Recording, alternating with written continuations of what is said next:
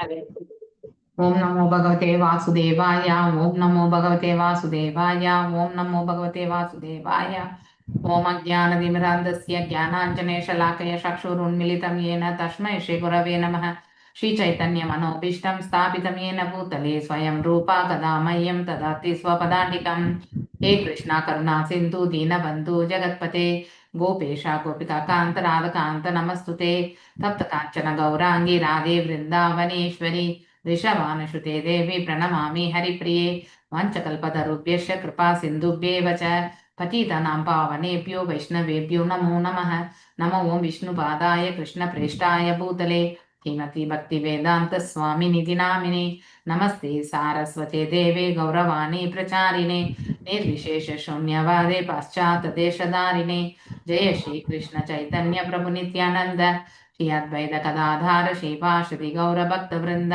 हरे कृष्णा कृष्णा कृष्णा हरे हरे हरे राम राम राम हरे हरे मूगं करोति वाचालं भङ्गुं लङ्कायते गिरिं यत्कृपातमहं वन्दे परमानन्दमाधवं श्रीकृष्ण चैतन्य ஈஸ்வரம். ஸோ பிரபுஜி, நான் உங்ககிட்ட அப்புறமா பேசுகிறேன். So 2 things. ஒன்று வந்து நம்ம தமிழ் பக்தி வைபவ் பேப்பர் கரெக்ஷன் ஒன்று. ரெண்டாவது வந்து இது என்னது, இப்போ புக்ஸ் எல்லாம் வாங்கியிருக்காங்க இல்லையா டிவோட்டிஸ், அவங்கள வந்து வி ஹாவ் டு என்னண்டி பிரபுஜி காலையில் ஐ திங்க் இன்னைக்கு காலையில் கிளாஸில் கூட கேட்டார், ஞாபகம் இருக்குங்களா? ஸோ பாகவதம் கிளாஸில். ஸோ அதாவது ரீடிங் கிளாஸ், அதாவது பார்த்தீங்கன்னாக்கா இந்த புதுசாக புக்கு வாங்கியிருக்காங்க பாருங்க புது டிவோட்டிஸ், அவங்கள எல்லாருமே நம்ம அந்த புக்கு எடுத்து வீட்டில் பூஜை மட்டும் பண்ணிட்டு இருக்கக்கூடாது. They have to read also. So reading class வந்துட்டு ஒரு டைம் பர்டிகுலர் ஸ்லாட், ஒரு அரை மணி நேரம் இல்லைன்னா 1 மணி நேரம் அந்த டிவோட்டிஸ் மேண்டேட்ரியாக ஜாயின் ஆனாங்கனாக்கா, கண்டினியூஸாக அவங்க படித்தாங்கனாக்கா வித்தின் 2-3 இயர்ஸில் வந்து they can complete reading actually. So அதனால் அந்த இதில் வந்து நம்ம அவங்கள அமர்த்தணும் அப்படின்னு சொல்லிட்டு ஆல்ரெடி குஜராத்தி டீம் வந்து அந்த மாதிரி பண்ணி தான் 12th கேண்டோ வரைக்கும் வந்திருக்காங்க. Earlier only they have purchased, அந்த மாதிரி படிச்சுட்டு உட்காந்து கண்டினியூஸாக 12th கேண்டோ வரைக்கும் ரீட் பண்ணியிருக்காங்க. அதில் இந்த டியூட்டிஸ் எல்லாம் கூட ஜாயின் பண்ணிட்டு, ஆனால் அவங்கள படிக்கிறதுக்கு விட நம்ம படிக்கக்கூடாது. நீங்கள் எல்லா இடத்துலையுமே படிக்கிறீங்க, அதனால் வந்து புதுசாக வந்தவங்களுக்கு வாய்ப்பு கொடுத்து அவங்கள படிக்க வச்சு நீங்கள் வந்து கைட் பண்ணணும் நீங்கள். So senior devotees Mallika Mataji, இதுக்கு ஒரு நீங்கள் என்ன பண்ணுங்க, அந்த புக்ஸ் வாங்கினவங்களுக்கு வந்து நீங்கள் யூ கேன் இன்ஃபார்ம். ஓகே, அதாவது ஒரு நாளைக்கு ஒரு டீச்சர் ஜாயின் பண்றதோ இல்லை வந்து ஸோ எப்படியோ, அதாவது லைக் ஈவன் பக்தி வைபவ் ஸ்டூடெண்ட்ஸ் இங்கே இருக்காங்கல்ல, they can also take one seva. One particular day they can go and explain, அவங்களுக்கு டவுட்ஸ் வர்றது எல்லாமே எடுத்துரைக்கிறது, அவங்கள வாசிக்க வச்சு அவங்களுக்கு அது புரிஞ்சுதான்றதை வந்து கேட்டு, அதுக்கப்புறம் வந்து அவங்களுக்கு வந்து நிறைய நேரம் எடுத்துக்கூடாது. ஜஸ்ட் அதில் இம்பார்ட்டன்ட் பாயிண்ட் 1 or 2 வந்து நீங்கள் எக்ஸ்பிளைன் பண்ணிட்டு அவங்கள வந்து அப்படியே படிச்சுட்டே போகிறதுக்கு வந்து அலோவ் பண்ணணும். ஸோ இந்த மாதிரி 20 பேர் இப்போ இருக்காங்க இல்லையா, ஸோ இந்த 20 பேரை வந்து நீங்கள் மேக் தெம், அதில் துர்கா மாதாஜி இருக்காங்க இல்லையா, make her the leader. Okay, அவங்கள லீடர் பண்ண வச்சுட்டு அவங்க அட்டெண்டன்ஸ் எடுக்கிறது இது எல்லாமே அவங்கள பண்ணிக்க சொல்லுங்க. ஓகே, யாரெல்லாம் புக்ஸ் புதுசாக வாங்கியிருக்காங்களோ அவங்களுக்கு வந்து இது பாகவதம் புதுசாக தான் இருக்கும் இல்லையா, அதனால அவங்கள எல்லாருமே வாசிக்கிறதுக்கு வந்து ஒரு பர்டிகுலர் ஸ்டார்ட், இந்த லிங்க் வந்து எப்போ நான் ஃப்ரீயாக இருந்தா அந்த டைமில் வந்து அவங்க எல்லாருமே ஃப்ரீயாக இருக்காங்களான்ற கேட்டுட்டு ஒரு அதாவது பார்த்தீங்கன்னாக்கா டெய்லி வாசிக்கணும். டெய்லி ஒரு அரை மணி நேரம் வந்து வாசிக்கணும், மினிமம் அரை மணி நேரம். ஓகே, அப்போ அவங்க என்ன ஆகுனாக்கா பழகுவாங்க பாகவதம் படிக்க. நம்ம புக்ஸு வாங்கினது மட்டும் பெருசு கிடையாது, தே have to study. Okay, and நம்ம பக்தி வைபவ் பேப்பர்ஸ் கரெக்ஷனுக்கு நான் ஒரு டீச்சர்ஸ் வந்து கரெக்ஷனுக்காக நான் டிசைட் பண்ணியிருக்கேன் பிரபுஜி, இவங்கெல்லாம் பண்ணலான்ட்டு. ஸோ நான் உங்ககிட்ட அப்புறம் பேசுகிறேன் பிரபுஜி. நம்ம எல்லா பேப்பர்ஸுமே இந்த கேண்டோ முடியறதுக்குள்ள will complete that actual marks எல்லாமே. Okay, that it will be easy. అయితే ஆனால் ஆன்சர்ஸ் வந்து அவங்க எல்லாருமே ஆல்ரெடி பக்தி வைபவ் அதெல்லாம் பண்ணி முடிச்சவங்க தான் அந்த பாகம்லாம். So they are in 3rd canto அந்த மாதிரி இருக்கக்கூடியவங்க தான். ஓகேங்களா, ஸோ அவங்கள they will be able to correct. இது ஒரு பெரிய கஷ்டம் இருக்காது. கேண்டோ 1 வந்து தே கேன் ஈஸிலி, அவங்களுக்கே அந்த பர்ஃபெக்ட் ஆன்சர் தெரிஞ்சா அவங்க வந்து அதை வச்சுட்டு கலெக்ட் பண்ணிக்கிட்டு. ஸோ ஒரு ஃபர்ஸ்ட் 5 சாப்டர்ஸ் ஒருத்தங்க அடுத்து 6 to 10 ஒருத்தங்களுக்கு கொடுத்துட்டோம்னா அவங்க அந்த கொஷின் பேங்க்ல வந்து அந்த ஆன்சர்ஸ் வந்து அவங்களே ரெடி பண்ணிட்டு அவங்களே வந்து இது பண்ணிக்கிட்டோம். சரிங்களா?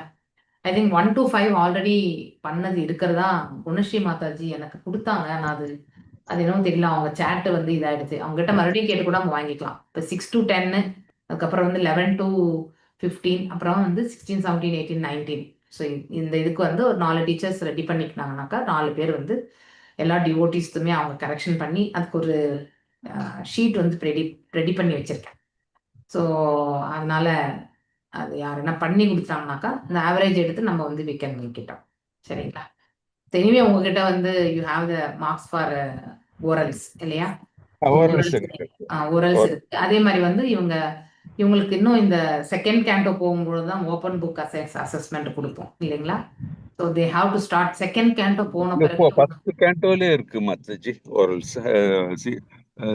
ஓரல்ஸ் சிபி ஓபன் புக் தானே சொல்றீங்க மாதாஜி? ஆமா ஆமா, ஃபர்ஸ்ட் கேண்டோலே இருக்கு. அது கொடுத்துடலாமா? கொடுத்துருங்க பிரபு. அவங்க எப்போ வேணாலும் சரி, எழுதி சப்மிட் பண்ணிட்டு சொல்லுங்க. சரிங்களா? சரி சரி, ஓகே. அப்போ வந்து அதுவும் பண்ணலாம். அப்போ பிரசன்டேஷனும் நம்ம ஆரம்பிக்கலாம் மாதாஜி. பிரசன்டேஷன் வந்து நீங்க இந்த ஃபன் கேண்டோ முடிஞ்ச உடனே ஆரம்பிச்சிருங்க நீங்க. ஓகே. இது நம்ம இந்த ஃபாஸ்ட் ட்ராக் பண்ணது ரொம்ப சக்சஸ்ஃபுல்லா இருந்தது மாதாஜி. ஒரு குரூப் ஃபார்ம் பண்ணி அந்த குரூப்ல வந்து அவங்க ஒரு 4 சாப்டர் எடுத்து பண்ணுவாங்க. அந்த மாதிரி கூட நம்ம வந்து பண்ணலாம் மாதாஜி. பண்ணலாம். அது ஆனா பண்ணும்போது நிறைய என்ன கொடுக்காதீங்க. ரிவிஷன் உங்களுக்கு பேசிக்கா எத்தனை பிரசன்டேஷன் பண்ணணுமோ அது மட்டும் கொடுங்க நீங்க. So that will be good. ஏன்னா இவங்க அப்புறமா பர்டனா ஃபீல் பண்ணக்கூடாது, அதனால சொல்றேன். ஓகே. என்ன கேண்டோ 1 முடிய போகுது இல்லையா, அதனால வந்து நம்ம பிரசன்டேஷனும் சொல்லலாம், இதுவும் சொல்லிடலாம். వాడు ఏమి కాల్ చేయలేదు. నేనే కాల్ చేస్తాను, క్లాస్లో ఉన్నాను, నేనే కాల్ చేస్తాను.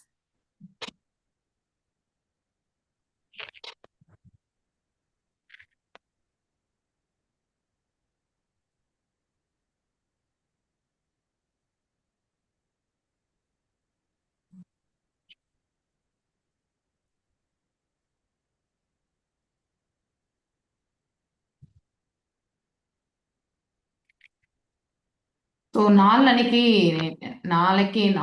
வந்து நாளையிலேருந்து உங்களுக்கு கொஞ்சம் அந்த பிஸியாக இருப்பீங்க எல்லாருமே. அந்த டெம்பிள் ப்ரோக்ராம்ஸ் எல்லாம் இருக்கும். நாளைக்கு ஈவினிங்லேருந்து ஜூலன் சேவா அந்த மாதிரிலாம் ஸ்டார்ட் ஆகும்.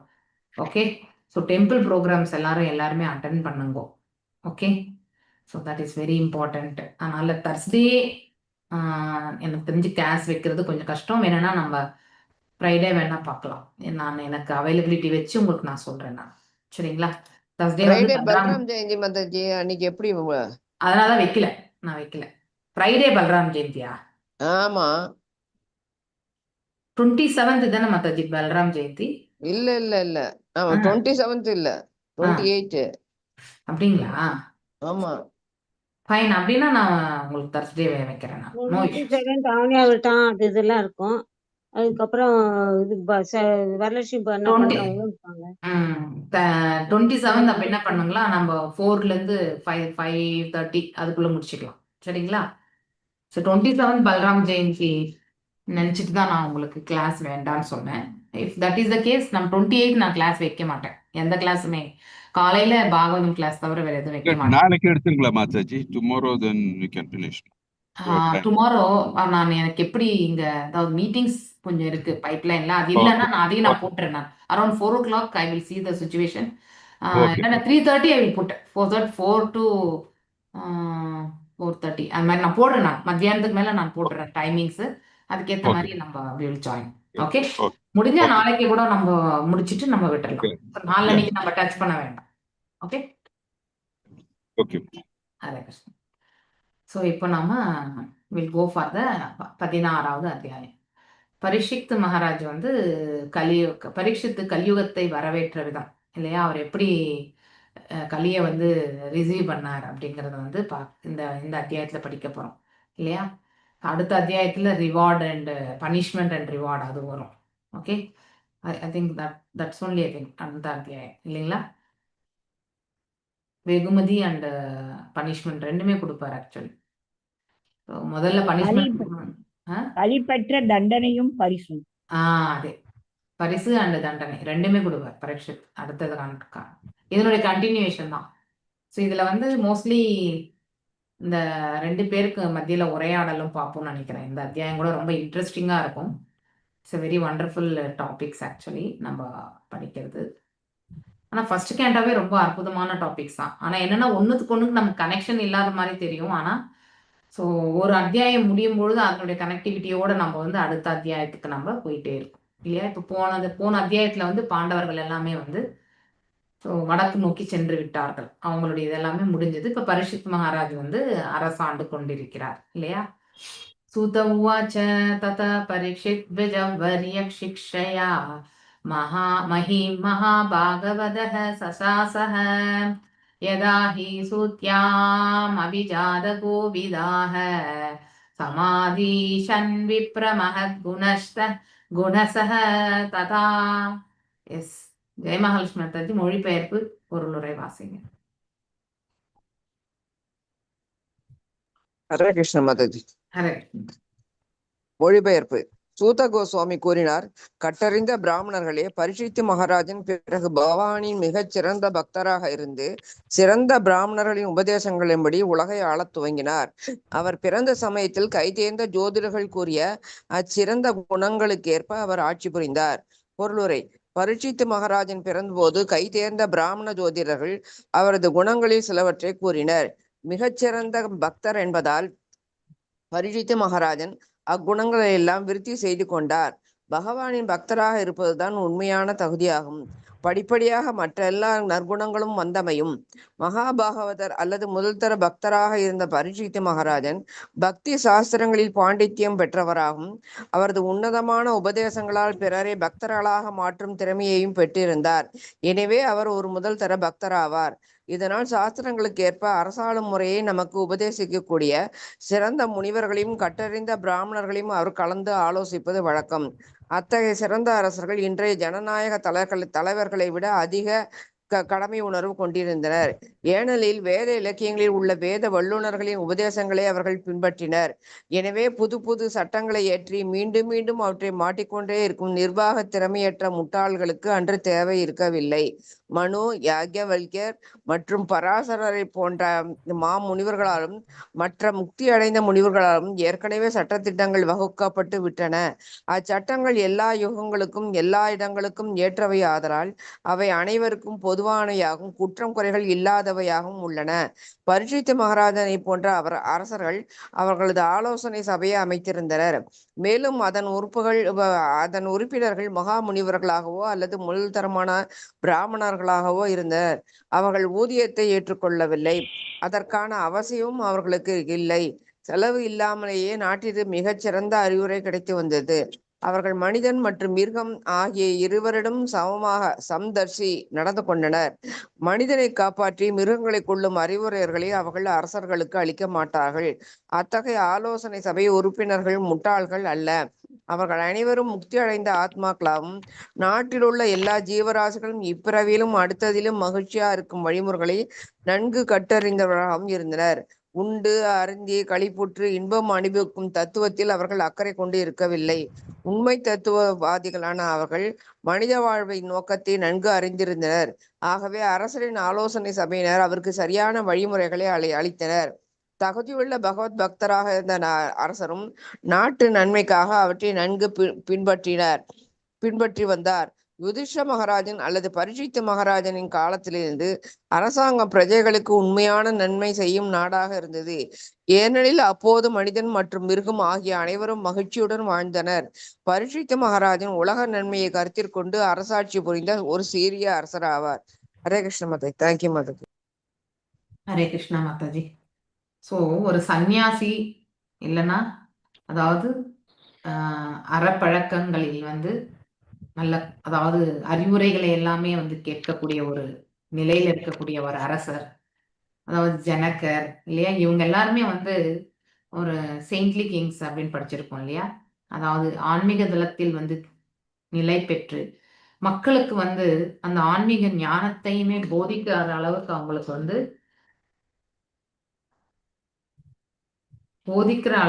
அவங்களுக்கு வந்து ஞானம் இருந்தது. மேலும் அவங்க ஹையர் அத்தாரிட்டிக்கு வந்து அந்த அளவுக்கு வந்து மதிப்பெல்லாம் கொடுத்துருந்தாங்க இல்லையா? ஸோ பிராமணர்கள் கிட்ட அறிவுரை இதே மாதிரி தான் நம்ம பிருத்து மகாராஜா பற்றி நம்ம தேர்ட் கேண்டோ 4th கேண்டோவில் படிக்கிறோம் இல்லையா? 4th கேண்டோவில் படிக்கிறோம். ஈவன் 5th கேண்டோவில் வந்து ரிஷபதேவரும் அவ்வாறே இருந்தார். அவர் பகவானுடைய சொரூபம். ஓகே, அவருமே பிராமணர்களுடைய அறிவுரைகளை பிரகாரம் அவருக்கு 100 பிள்ளைகள்ல 81 பேர் பிராமணர்களாகவே மாறினர் இல்லையா? உண்மையிலே அனைவருமே அந்த பிராமணிக்கல் குவாலிட்டிஸை வந்து அக்வயர் பண்ணி தான் ஆகும். ஓகே, அதுதான் ஒருத்தருடைய வாழ்க்கையை வந்து முன்னேற்ற பாதைக்கு எடுத்து செல்லும். ஓ, ஆனா அதை விடுத்துட்டு நம்ம வந்து இப்ப இருக்கக்கூடிய ஆலோசகர்கள்லாம் எப்படி இருக்காங்க? ஸோ அதாவது இங்கே மக்களின் நன்மையை காட்டிலும் அவரவர்களுடைய சுயநலத்திற்கான நன்மைகள் என்னவோ அதை தான் நம்ம தேடிக்கிறாங்க. எல்லா நாடுமே அப்படிதான் இருக்கு. ஓகே, ஸோ இப்போ போரே நிகழ்ந்து கொண்டிருப்பது ஒருத்தருடைய வியாபாரத்திற்காகத்தான் இல்லையா? ஸோ ஒரு நபருடைய வியாபாரம், ஒரு நபருடைய ரியல் எஸ்டேட் பிஸ்னஸ் இல்லையா? ஒரு நபருடைய ஒரு நாட்டினுடைய என்னது ஆயுதங்களுடைய அதாவது வர்த்தகம், இதற்காகத்தான் இவ்வளவு எல்லா இடங்களிலுமே வந்து பார்த்தீங்கன்னாக்கா அங்கங்க வந்து இந்த சண்டை சச்சரவுகள், வீணான ஒரு இது, தேவையற்ற ஒரு என்னது போர் இல்லையா? அதனால அழிவுகள். ஸோ இதெல்லாமே வந்து எதிர்காலத்துல வந்து நன்மை விளைவிக்கவே விளைவிக்காது. ஆனா பரிஷத் மகாராஜ் பார்த்தீங்கன்னா அவர் பிறந்த பொழுது அவருடைய ஜாதகம் கணிக்கப்பட்டது இல்லையா? அவர் மிக சிறந்த பக்தராகவும் இந்த நாட்டை வந்து நல்ல முறையில் வந்து அரசாளக்கூடிய திறனை பெறுவார் என்றும் இல்லையா? மேலும் வந்து கல்வியில வந்து அதாவது அறவழிகளை பற்றி எல்லாம் நல்லபடியா தெரிஞ்சு மேலும் பிராமணர்களுடைய அறிவுரைகளை எல்லாமே ஏற்று அவர் வந்து அரசாட்சியை நடத்துவார் என்று அந்த ஜோதிடத்துல வந்து அவருடைய ஜாதகத்தை வச்சு பரிஷத் மகாராஜ் பத்தி இவர் யார் யுதிஷ்ட மகாராஜ் கேட்டார். ஸோ அந்த அவர் பிறந்த பொழுதே கேட்கப்பட்டதுதான். அதுதான் இந்த இடத்துல வந்து நினைவு கூறப்படுகிறது. அவ்வளவுதான். சூத கோஸ்வாமி மேலும் வந்து சொல்றார், கற்றறிந்த பிராமணர்களே. இப்போ வந்து சூத்த கோஸ்வாமி யாருக்கு சொல்றாங்க? சௌனக ரிஷி அவங்களுக்கு சொல்றாங்க. பரீட்சித் மகாராஜன் பிறகு பகவானின் மிகச் சிறந்தாக, ஏன்னா பகவானையே அவர் வந்து தன்னுடைய தாயின் கருவில் இருக்கும் பொழுது தரிசனத்தை பெற்றார். யார் ஒருத்தர் பகவானுடைய தரிசனத்தை பெறுகிறார்களோ அவர்கள் தூய பக்தர்கள் ஆகிறார்கள். ஓகே, ஸோ அந்த நிலையில வந்து கருவில் இருக்கும் பொழுதே அவர் வந்து தூய பக்தர். அதனால அவர் திருப்பிராயத்துல எல்லாமே என்னது கிருஷ்ணருடைய பொம்மைகள் இதெல்லாம் வச்சுருந்தான் விளையாடுவார் அப்படிங்கிறது எல்லாமே நம்ம படித்தோம் இல்லையா? ஸோ அந்த அற வழியில போறதுக்கான எல்லா அறிகுறிகளுமே அவர்கிட்ட இருந்தது. அவ்வாறு தான் அவர் செயல்பட்டார். ஸோ தன்னுடைய பாட்டனாரான யுதிஷ்ட மகாராஜா எப்படி அரசாண்டாரோ அதே மாதிரிதான் பரிஷத் மகாராஜாவுமே இந்த பிரபஞ்சத்தை ஆண்டாங்க. ஸோ மொனார்கி அப்படின்னு சொல்லுவாங்க இல்லையா? அதாவது நம்ம மொனார்கி அப்படின்னும் பொழுது பார்த்தீங்கன்னாக்கா இந்த முடியாட்சி இல்லையா? குடியாட்சி கிடையாது, முடியாட்சி இல்லையா? ஸோ அரசர் ஆணையை வந்து தெய்வ வாக்காக ஏற்றுக்கொண்டு செயல்படக்கூடிய இது. ஸோ அந்த காலகட்டங்கள்ல அப்படிதான் இருந்தது. அதனால மக்களுமே நன்மையா தான் இருந்தது. ஆனா இப்ப நாம என்ன பண்றோம்? குடியாட்சி என்ற பெயர்ல வந்து நாம எல்லாருமே சுதந்திரமாக இல்லையா செயல்படக்கூடிய தன்மை என்று எண்ணிக்கொண்டு நாம் என்ன பண்றோம்? நமக்கு நாமே வந்து தேவையற்ற நிலை, அதாவது சங்கடங்களை எல்லாம் நாமளே ஏற்படுத்திக்கிறோம் இல்லையா? இப்போ நான் ஒரு சட்டத்தை திருத்துறேன், இப்போ ஒரு ஆட்சி வருது, ஸோ இந்த சட்டத்தை வந்து நான் என்ன பண்ண வரேன், ஒரு மசோதா பாஸ் பண்ணி அதை வந்து கிளியர் பண்ணி நான் வந்து எடுத்துட்டு வரேன்னு சொல்லுவாங்க. அடுத்த ஆட்சி வந்த உடனே அதுலேயுமே வந்து மாற்றத்தை கொண்டு வந்து இன்னொரு இது பண்ணுவாங்க இல்லையா? ஸோ பேசிக்கலி என்னன்னா அதுல அவங்களுடைய சுய லாபம் இருக்கு இல்லையா? பொது லாபமா பண்ணது ஏதாவது இருந்தா அதை வந்து முதல்ல க்ளோஸ் பண்ணிட்டு அப்புறமா அவங்களுடைய லாபத்துக்கு தேவையானது செய்யணும். இப்படிதான் நம்ம பௌதீக லாபத்திற்காக தான் ஆளக்கூடிய ஆட்சிகள் இப்பொழுது இருக்கிறத ஒழிய மக்களுடைய நன்மைக்கென்று நோக்கி செயலாற்றக்கூடிய அரசாங்கங்கள் வந்து மிக மிக அரிதானது. அவ்வளவுதான் இல்லையா? துர்லபா இல்லை, மிக அரிதான், very rare to achieve actually. So அப்ப அரசாண்டவங்க எல்லாமே மகா பாகவதர்களாக இருந்தாங்க இல்லையா? இப்ப வந்து சூத்திரர்கள் தான் வந்து ஆள்கிறார்கள். நம்ம ஒன்றும் பண்ண முடியாது.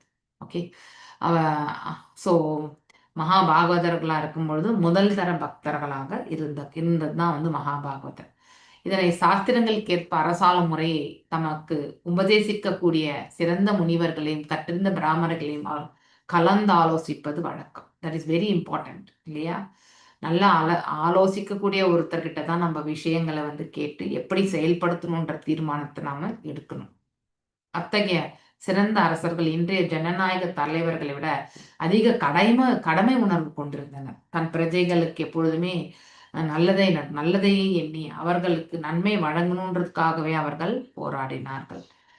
ஸோ அதெல்லாமே வேத இலக்கியங்களில் உள்ள வேத வல்லுநர் உபதேசங்களை அவர்கள் பின்பற்றியதால அந்த அறப்பழக்கங்கள் எல்லாமே வந்து அந்த கடமை உணர்வோடு செய்யக்கூடிய அந்த பாவத்தை வந்து அவங்க வெளிப்படுத்தினாங்க. ஆனா இப்ப அப்படி கிடையாது. அந்த காலகட்டத்துல மனு, யக்ஞவாக்கல்யர் மற்ற பராசர முனிவர் அவங்க ஏற்றின அந்த இதெல்லாமே வந்து அதன் பிரகாரம் இல்லையா, அந்த வேத சாஸ்திரங்கள் பிரகாரம் வந்து எல்லா சட்டதிட்டங்களுமே வகுக்கப்பட்டன இல்லையா? ஸோ மேலும் அச்சட்டங்கள் எல்லா யுகங்களிலும் அது வேத சாஸ்திரங்கள் அடிப்படையில் செயல்பட்டதால அது முக்காலத்திலுமே அது வந்து பொருந்தக்கூடியது இல்லையா? அதை வந்து நம்ம மாற்றி அமைக்க வேண்டிய அவசியமே கிடையாது. ஆனா இப்ப நம்ம செய்யக்கூடியதெல்லாம் சட்டத்திட்டங்கள் வந்து எப்பொழுது வேணும்னாலும் அதை வந்து மாற்றி அமைக்கக்கூடிய சக்தி வந்து அந்த ஆள்பவர்களுக்கு வந்து விடுகிறது. மேலும் அச்சட்டங்கள் எல்லா யுகங்களிலும் இல்லையா, அதாவது சத்தியயுகம், துவாபர யுகம், திரேதா யுகம், கலியுகம் அப்படின்னு எந்த யுகமா இருந்தாலும் எல்லா இடங்களிலும் ஏற்றவையாதலால் இல்லையா, எல்லா இடங்களிலுமே அது ஏற்றுக்கொள்ளப்படக்கூடிய நிலை இருப்பதால இல்லையா. ஸோ அவை அனைவருக்கும் பொதுவானவையாகவும் குற்றம் குறைகள் இல்லாதவையாகவும் இருந்தன. அதுல எந்த மிஸ்டேக்ஸும் கிடையாது. ஓகே, எந்த ஒரு கிரைம், அதாவது குற்றம் என்றால் தவறு எதுவுமே இல்லை அதுல வந்து. ஓகே, ஆனால் பொதுவா இருந்தது. பரிஷித் மகாராஜரை போன்ற அரசர்கள் அவர்கள் ஆலோசனை சபையில் அமைந்திருந்தனர் இல்லையா. ஸோ அங்கே நம்ம கூட வந்து பார்லிமெண்ட் செஷன்லாம் பார்க்குறோம் இல்லையா. ஸோ அதெல்லாம் அதே மாதிரி தான் இது கூட. ஸோ அங்கே ஏதாவது ஒரு தீர்மானம் ஏற்படணும்னா அங்கே வந்து அந்த விஷயத்தின் மீது வந்து விவாதம் என்பது நடத்தப்படும். அதன் பிறகு வாதங்கள் மற்றும் வந்து எதிர்வாதங்களை எல்லாம் நம்ம கேட்டு அலசி ஆராய்ந்து அதுக்கப்புறம் வந்துதான் கொற்றவன் என்ன பண்ணுவான்னாக்கா ஸோ அந்த சட்டத்தை வந்து ஏற்றுக்கொள்ளக்கூடிய நிலைக்கு வந்து கொண்டு வருவான். ஸோ அதை தான் நம்ம இந்த இடத்துல புரிஞ்சுக்க முயற்சி பண்ணணும். ஓகே, அந்த இதுதான் இந்த இடத்துல சொல்றாங்க. மேலும் அதன் உறுப்பினர்கள் முனிவர்களா இப்ப இருக்க மாதிரி எம்பிஸ் கிடையாது, எம்எல்ஏஸ் கிடையாது. அதாவது திரிகால ஞானிகள் இல்லையா. ஸோ நாளைக்கு என்ன நடக்கும்ன்றதுமே ஓரளவுக்கு யூகிக்கக்கூடியவர்கள். ஸோ ஞானத்திலும் கல்வியிலும் இல்லையா திறன் பெற்றவர்கள். ஸோ சித்திகளை பெற்றவர்கள் முதல் தரமான பிராமணர்களாகவும் இருந்தனர். அவர்கள் ஊதியத்தை எல்லாம், அவங்களுக்கு ஊதியம் என்பது கிடையாது பிராமணர்களுக்கு. ஆனா அவங்களுக்கு தேவையானது எல்லாமே சத்திரியர்கள் வந்து கவனித்துக் கொள்வார். அதனால திங்கள் வந்து ஊதியம் என்ற பேச்சுக்கே வந்து இடம் கிடையாது அந்த இடத்துல. அதற்கான அவசியமும் அவங்களுக்கு இருந்திருக்கல. செலவு இல்லாம நாட்டுக்கு மிகச்சிறந்த அறிவுரை கிடைத்து வந்தது இல்லையா. அவர்கள் மனிதன் மற்றும் மிருகம் ஆகிய இருவரும் சமதர்ஷி நடந்து கொண்டனர். ஸோ மேலும் மனிதனை காப்பாற்றி மிருகங்களை கொள்ளும் அறிவுரைகள் அவர்கள் அரசர்களுக்கு வழங்கவில்லை. ஜீவன் பிரஜா அப்படின்னாக்கா என்ன, ஐ திங்க் இதுலதான் வருதா எனக்கு தெரியாது. பிரஜா என்றால் வெறும் மனிதன் கிடையாது, எல்லா ஜீவராசிகளுக்கு கலந்த ஒரு இதுக்கு தான் வந்து பிரஜா என்ற நாமம். ஓகே, மனிதனை மட்டும் நம்ம பிரஜான்னு சொல்றதில்லை, விலங்குகள் கூட அதில் தான். ஓகே, அடுத்தடுத்து அதாவது அவர்கள் அனைவரும் முக்தி அடைந்த ஆத்மாக்களாகவும் நாட்டில் உள்ள எல்லா ஜீவராசிகளும் இப்பிறவிலும் அடுத்த பிறகு மகிழ்ச்சியாக இருக்கும் வழிமுறைகளை நன்கு அறிந்தவர்களாகவும் இருந்தனர். எஸ், அட்வைஸ் இல்லையா. ஸோ மேலும் உண்டு அருந்து களிப்புற்று இன்பம் அனுபவிக்கும் தத்துவத்தில் அவர்கள் அக்கறை கொண்டிருக்கவில்லை இல்லையா. நிமித்த மாத்திரம்தான் எல்லாமே, எதுவுமே வந்து ஈடுபாடு கொண்டு அவர் எதுவுமே செய்யல. உண்மை தத்துவவாதிகளான அவர்கள் மனித வாழ்வின் நோக்கத்தை நன்கு அறிந்திருந்தனர் இல்லையா. ஆகவே அரசரின் ஆலோசனை சபையினர் அவருக்கு சரியான வழிமுறைகளை அளித்தனர்.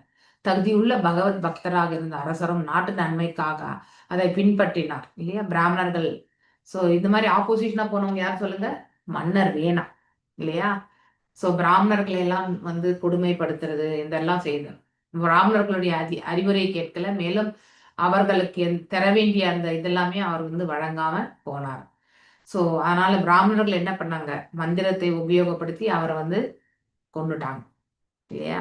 அந்த மாதிரி வந்து பிராமணர்கள், அதாவது கற்றறிந்த பிராமணர்களால சாதிக்கக்கூடிய விஷயங்கள் உண்டு.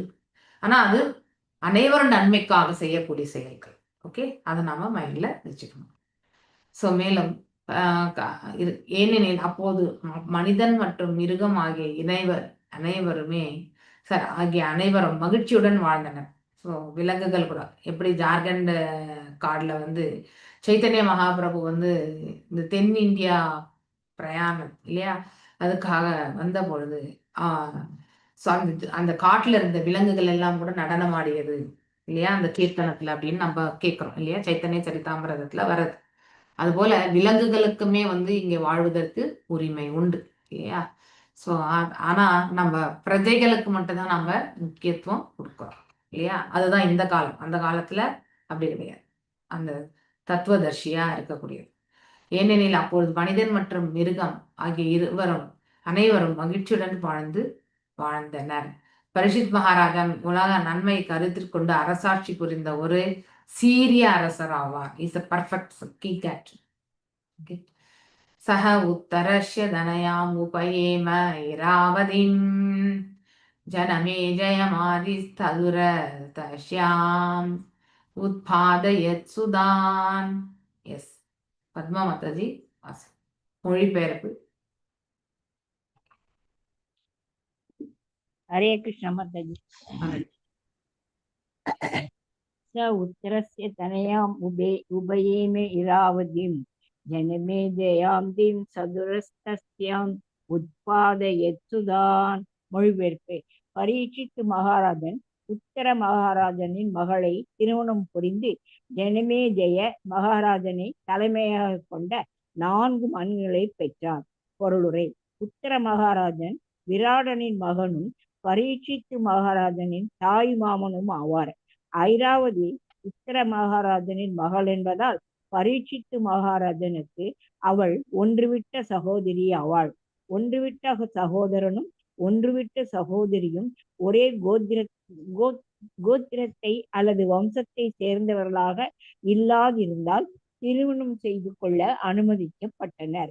வேத முறைப்படியான திருமணத்தில் கோத்திரத்தின் முக்கியத்துவம் வலியுறுத்தப்பட்டுள்ளது.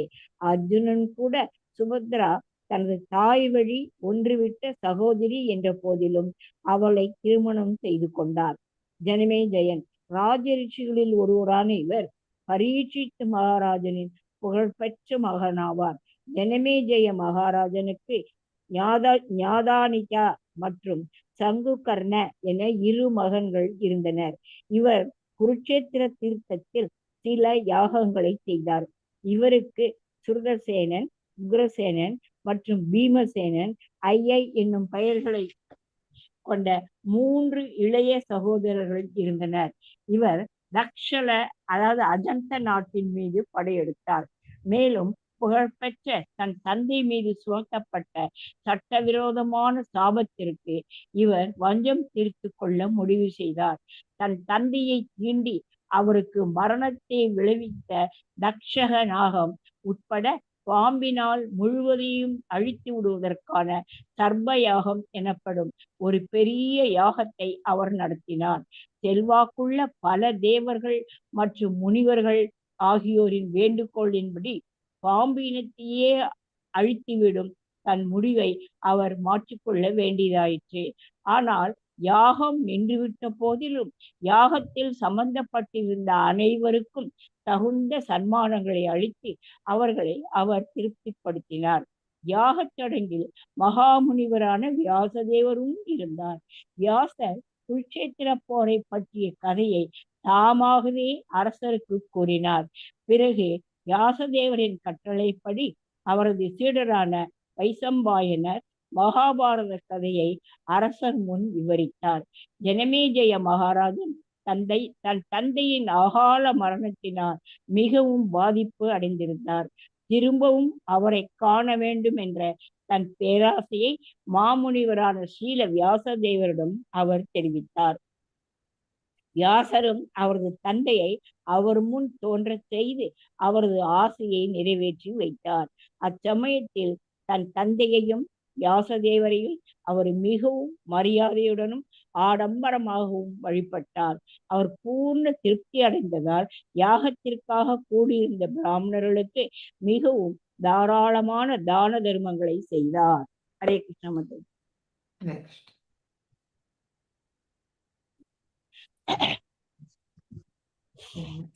வண்டர்ஃபுல் ஸ்லோகம். பரீட்சித் மகாராஜர் உத்திரை மகாராஜனின் மகளை, அதாவது உத்தரா அண்ட் உத்திரை இல்லையா, ரெண்டுமே வந்து பேர் சிமிலர் பேர் தான்.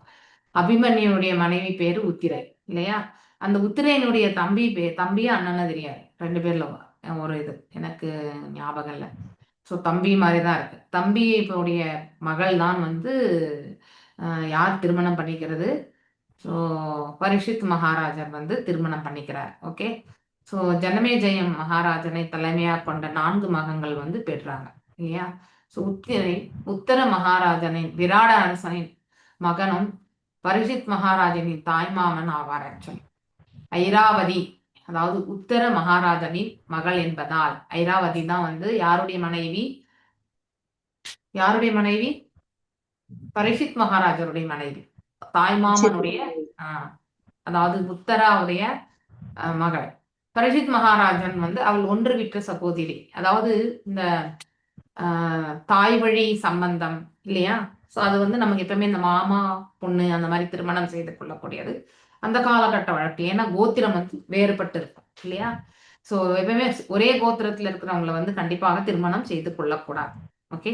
ஸோ அந்த இதை வந்து இந்த இடத்துல மீண்டும் வந்து சொல்றாங்க. ஒன்று விட்ட சகோதரனும் ஒன்று விட்ட சகோதரியும் ஒரே கோத்திரத்தை அல்லது வம்சத்தை சேர்ந்தவர்களாக இல்லாதான் இருப்பாங்க, திருமணம் செய்து கொள்ள அனுமதிக்கப்பட்டனர். இது நம்ம இதுலயுமே இப்பயுமே நம்ம பண்றோம் இல்லையா. வேத முறைப்படியான திருமணத்தில் கோத்திரத்தின் முக்கியத்துவம் வந்து ரொம்ப ரொம்ப முக்கியம். நீங்க எங்க போனாலுமே கோத்திரம் வந்து கண்டிப்பா கேட்பாங்க. That is the root. அர்ஜுனனும் கூட சுபத்ரா தனது தாய் வழி ஒன்று விட்ட சகோதரி இல்லையா. ஸோ என்ற போதிலும் அவளை திருமணம் செய்து கொண்டார். ஸோ ஜனமேஜயம் என்ன பண்றார்? ராஜரிஷிகளில் ஒருவர். இவருமே வந்து தன்னுடைய தந்தை வந்து இந்த தக்ஷ நாகத்தால் வந்து கடிக்கப்பட்டு மரணிக்க போகிறார் என்ற விஷயம் தெரிஞ்ச பிறகு அவர் வந்து ஒரு யக்னத்தை வளர்த்து எல்லா நாகங்களையுமே வந்து அழிச்சிடணும் போது அப்புறம் வந்து நிறுத்தப்பட்டார். யாரால் நிறுத்தப்பட்டார்? யார் நிறுத்தினது இந்த மாதிரி செய்யக்கூடாதுன்ட்டு? ஞாபகம் பண்ணி சொல்லுங்க. ஜனமேஜயம் தான் பண்ணுவார். தன் தந்தை அவர்தான் செய்யறாரு. யாரு ஜனமேஜயம் நிறுத்த சொல்லும் போது நிறுத்துறார். ஆனா அவரை நிறுத்த வச்சது யாரு? யோசிச்சு சொல்லுங்க. ஓகே. ஜனமேஜய மகாராஜனுக்கு ஞாதானிக மற்றும் சங்குகர்ண இந்த 2 மகன்கள் வந்து இருந்தாங்களாம். இவர்கள் குருக்ஷேத்திர தீர்த்தத்தில் சில யாகங்கள் வந்து செய்தாங்க. ஓகே. இவருக்கு சூரசேனன், உக்ரசேனன் மற்றும் பீமசேனன் என்று 3 என்னும் பெயர்களை கொண்ட 4 பிள்ளைகள் வந்து அதாவது இருந்தது கொண்ட 3 இளைய சகோதரர்கள் இருந்தனர். யாரு? ஸோ இது வந்து ஜனமேஜயத்துக்கு ஆக்சுவல். ஜனமேஜயனுடைய பிள்ளைகள் வந்து ஞாதானீக மற்றும் சங்குகர்ண, இவங்க 2 பேர் பிள்ளைகள். ஆனா அவரோடு பிறந்த மற்ற சகோதரர்கள் வந்து இவங்க அப்படிங்கிறது வந்து சொல்லப்பட்டிருக்கு. அப்படின்னா இவங்க எல்லாருமே பரீட்சித் மகாராஜாவுடைய பிள்ளைகள். இவங்க 2 பேரும் வந்து பரீட்சித் மகாராஜாவுடைய பேரன். ஓகே. ஸோ இவர் தக்ஷ நாட்டின் மீது படையெடுத்தார். ஸோ மேலும் புகழ்பெற்ற தன் தந்தை மீது சுமத்தப்பட்ட சட்டவிரோதமான சாபத்திற்கு இவர் வஞ்சம் தீர்த்து கொள்ள முடிவு செய்தார். அப்ப என்ன பண்ணார்? அவர் தன் தந்தையை தீண்டி அவருக்கு மரணத்தை விளைவித்த அந்த தக்ஷ நாகம் உட்பட்ட பாம்பினம் முழுவதையுமே அழித்து விடுவதற்கான சர்ப யாகம் எனும் மிக பெரிய யாகத்தை அவர் நடத்தினார். ஆனா அது யாரை வந்து தடுத்து நிறுத்தினது? ஞாபகம் பண்ணி சொல்லுங்க. செல்வாக்குள்ள, முன்னாடியே படிச்சிருக்கோம் நம்ம, செல்வாக்குள்ள பல தேவர்கள் மற்றும் முனிவர்கள் ஆகியோரின் வேண்டுகோளினால் பாம்பினத்தையே அழித்து விடும் தன் முடிவை அவர் மாற்றிக்கொள்ள வேண்டியதாயிற்று இல்லையா. இந்த பிரபஞ்சத்துல படைக்கப்பட்டது அனைத்துமே இறைவனுடைய கிருபை இல்லையா. அப்படி இருக்கும் பொழுது அவற்றை அழிப்பதற்கு நமக்கு எந்த அதிகாரமும் கிடையாது இல்லையா. சோ தன் தந்தை மரணத்தை கண்டார் ஒரு பாம்பினால் என்பதால் அந்த பாம்பு இனத்தையே அழிக்கக்கூடிய குணம் வந்து அது வந்து நல்ல குணம் கிடையாது. இட் இஸ் நாட் ஏ ஒரு நல்ல அரசனுக்கு வந்து அந்த இது கிடையாது. ஏன்னா அரசன் என்பவன் இறைவனுடைய பிரதிநிதி இல்லையா? இறைவன் என்ன பண்றார்? நம்மள எல்லாருமே ரட்சிக்கிறார் இல்லையா? இப்ப கிருஷ்ணர் வந்து என்ன பண்றார்? எல்லாருமே ரட்சித்து பாதுகாக்கிறார். அந்த பொறுப்புல வந்து யாரு இருக்கிறது? அரசர்கள் தான் இல்லையா? நேரடியா பாத்தீங்கன்னாக்கா அரசர்கள், இன்டைரக்டா தான் பகவான் வருவார். சோ அப்படி ஒரு பெரிய பொறுப்பு இருந்த பரீட்சித் மகாராஜனுக்கு வந்து அதை செய்யக்கூடாது என்ற ஒரு அறிவுரையுமே வந்து எடுத்துரைக்கப்படுகிறது. அதன் பிறகுதான் அந்த முனிவரா ஆஸ்திக முனிவரா மாதாஜி? ம்ஹும். ஆஸ்திகர்ங்கிற முனிவரா தடுத்து நிறுத்தினது? இல்ல இல்ல வைஷம்பாயனர்? நோ. இன்னொன்னு அது நம்ம முன்னாடி ஒரு பாடத்துல படிச்சோம். டிஸ்கஷன் நீங்க அப்ப கூட யோசிச்சு சொன்னாங்க. நெக்ஸ்ட் கிளாஸ்ல சொல்லுங்க படிச்சுட்டு. நான் இப்ப சொல்லல. சஸ்பென்ஸ். ஓகே. ஐயோ, வேண்டாம் மாதாஜி, சொல்லிட்டு போகுது. இல்ல இல்ல இல்ல நீங்க ஒன்னு சொல்லுங்க. அப்பதான் நீங்க அப்போ ஒரு வாட்டி பாப்பீங்க. இனிமே நீங்க படிக்கணும் கூட இல்லையா? படிச்சு ஓகே. படிங்க படிங்க. உங்களுக்கு ஞாபகம் வரும். படிங்க. முன்னாடியே படிச்சிருக்கணும். தன் தந்தையை தீண்டி அவருக்கு மரணத்தை விளைவிக்க தக்ஷநாகம் உட்பட பாம்பினம் முழுவதையுமே அழித்து விடு. ஐ திங்க் பின்னாடி வருமோ முன்னாடியே எப்போ படிச்சேன் எனக்கு ஞாபகம் இல்லை எனக்கு கூட. சோ நீங்க சரி கண்டுபிடிச்சிட்டு வாங்க. நீங்க சொல்லலைன்னா கூட நீங்க கண்டுபிடிச்சிட்டு வாங்க. யார் வந்து அதை தடுத்து மாதாஜி நிறுத்தா? ஒரு தடவை டிஸ்கஷன் பண்ணும்போது அப்போ ஒரு தடவை சொன்னீங்க ஆமா மாதாஜி. சொல்லியிருக்கேன் நான். அதனாலதான் நீங்க வந்து அதை யோசிச்சு வந்து சொல்லுங்க. சர்பயாகம் எனப்படும் ஒரு பெரிய யாகத்தை அவர் நடத்தினார். செல்வாக்குள்ள பல தேவர்கள் மற்றும் முனிவர்கள் ஆகிய ஒரு வேண்டுகோளினால், சோ இங்கே சொல்லிட்டாங்க பாருங்க. தேவர்கள் மற்றும் முனிவர்கள் ஆகிய பாம்பினத்தையே அழித்து விடும் தன் முடிவை அவர் மாற்றிக்கொள்ள வேண்டியதாயிற்று. சோ அந்த முனிவர்கள் யாருன்றதை வந்து நீங்க அதுல வந்து யார் வந்து சொல்லியிருப்பாங்கன்றதையாவது நீங்க வந்து யோசனை பண்ணலாம். ஆனால் யாகம் நின்றுவிட்ட போதிலும் யாகத்தில் சம்பந்தப்பட்டிருந்த அனைவரும் தகுந்த சன்மானங்களை அளித்து அவர்களை அவர் திருப்திப்படுத்தினார். சோ அந்த யாகத்தை செய்த போது எல்லா பாம்புகளுமே வந்து அழிவை நோக்கி சென்று கொண்டிருந்தது. அப்ப அந்த இனத்தையே வந்து இல்லாமல் பண்ணிடணும் அப்படின்னு நினைச்சார். யாரு? ஜனமேஜயன் இல்லையா? அது தவறு. ஓகே. சோ நம்முடைய அதாவது ஒருத்தர் வந்து ஒருத்தருக்கு செய்த தவறினால் இதே மாதிரி ஒரு சுச்சுவேஷன் நம்ம படிச்சிருக்கோம். தேர்ட் கேண்டால யார் அது மாதிரி பண்ணது? துருவ மகாராஜ் பண்ணார் இல்லையா? துருவ மகாராஜ் வந்து அவருடைய தம்பிய வந்து குபேரனுடைய அதாவது யக்ஷர்கள் இல்லையா? ஒரு யக்ஷன் வந்து தெரியாம தான் கொன்னுடுவான். ஓகே. ஆனா அதற்காக அவர் என்ன பண்ணுவார்? யக்ஷா அந்த என்ன புரியது என்னவோ ஊறது அது ஆக்சுவலி கைலாயத்தை தாண்டி போறது. ஓகே. அந்த இடத்துக்கு படையெடுத்து போய் அங்க இருக்கக்கூடிய யக்ஷர்களை எல்லாம் அவர் வந்து வதைக்க ஆரம்பிச்சிருவார். அதன் பிறகு அவரை யார் வந்து நிறுத்தினது? நாரதரா? செக் பண்ணுங்க. பிரம்மா நினைக்கிறேன். செக் பண்ணுங்க. ஓகே. சோ அதாவது அப்ப அவர் நிறுத்தி, நீ இவ்வளவு பெரிய ஒரு பக்தன், ஆனா நீ வந்து இந்த செயல் வந்து வேண்டாம் அப்படின்னு சொல்லிட்டு நிறுத்துவார் ஆக்சுவலி. சோ ஒரு யக்ஷனுக்காக நீ வந்து ஒரு தமையன் அதை கொன்ற ஒரு யக்ஷனை கொல்வதற்கு பதிலா நீ என்ன பண்ற? யக்ஷ இனத்தையே நீ அழிச்சிடணும்னு நினைக்கிற. அது மிக தவறானது. நமக்கு எந்த அத்தாரிட்டியுமே கிடையாது எதையுமே அழிக்கிறதுக்கு. அதனால வந்து அந்த அந்த சுச்சுவேஷனை வந்து நாம் நன்னா புரிஞ்சுக்கணும். வியாசதேவர் குருஷேத்திர போரை பற்றிய கதையை தாமாகவே அரசருக்கு வந்து கூறினார். பிறகு வியாசதேவரின் கட்டளைப்படி அவரது சீடரான வைசம்பாயனர் மகாபாரத கதையை அரசர் முன் விவரித்தார். ஓகே. மகாபாரதத்தில் இவர் சொல்றார். ஜனமேஜய ராஜன் தன் தந்தையின் அகார மரணத்தால் மிகவும் பாதிப்படைந்திருந்தார் இல்லையா? 7 நாட்கள்ல அப்பா போயிட்டா எப்படி இருக்கும் ஃபீலிங்? திரும்பவும் அவரை காண வேண்டும் என்று தன் பேராசையை மாமுனிவர் வியாசதேவரிடம் அவர் தெரிவித்தார். ஓகே. வியாசரும் அவரது தந்தை அவர் முன் தோன்றச் செய்து அவரது ஆசையை நிறைவேற்றி வைத்தார். சரி, அந்த காலத்துல எப்படிலாம் அந்த அதாவது அவங்களுக்குள் இருக்கக்கூடிய சித்திகள் எல்லாம் எப்படி இருந்திருக்குன்னு பாருங்க. அச்சமயத்தில் தன் தந்தையும் வியாசதேவரும் அவர் மிகவும் மரியாதையும் ஆடம்பரமாகவும் வழிபட்டார். சோ அவர் பூரண திருப்தி அடைந்ததால் யாகத்திற்கு கூடியிருந்த பிராமணர்களுக்கு மிகவும் ஏராளமான தான தர்மங்கள் எல்லாமே வந்து வழங்கப்பட்டதாக சொல்லப்பட்டது.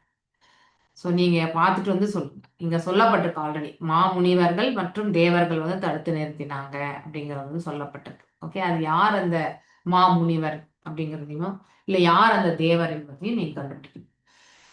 ஆஜாஹாராஸ்வ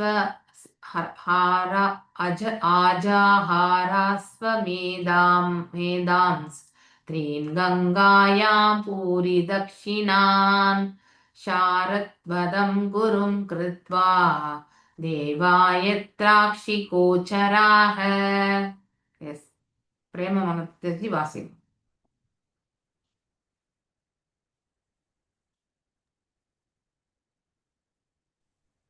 பரீட்சித்து மகாராஜன் தமக்கு வழிகாட்டியாக கிருபாச்சாரியாரை ஆன்மீக குருவாக தேர்ந்தெடுத்த பின் கங்கை கரையில் 3 அஸ்வமேத யாகங்களை இயற்றினார். ஏவலாட்களுக்கு தகுந்த சன்மானங்களுடன் இவை நிறைவேற்றப்பட்டன.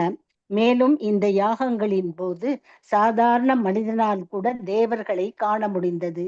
பொல்லுரை: இப்பதத்திலிருந்து வெவ்வேறு கிரகங்களிடையிலான பிரயாணம் உயர்கிரக வாசிகளுக்கு சுலபமானதுதான் என்பது தெளிவாகிறது. சக்தி வாய்ந்த அரசர்களாலும் சக்கரவர்த்தியாலும் இயற்றப்பட்ட யாகங்களில் பங்கேற்பதற்காக தேவர்கள் சொர்க்கத்திலிருந்து பூமிக்கு வருவது வழக்கமாக இருந்ததை பாகவதத்தின் பல கூற்றுக்களிலிருந்து நாம் அறிகிறோம்.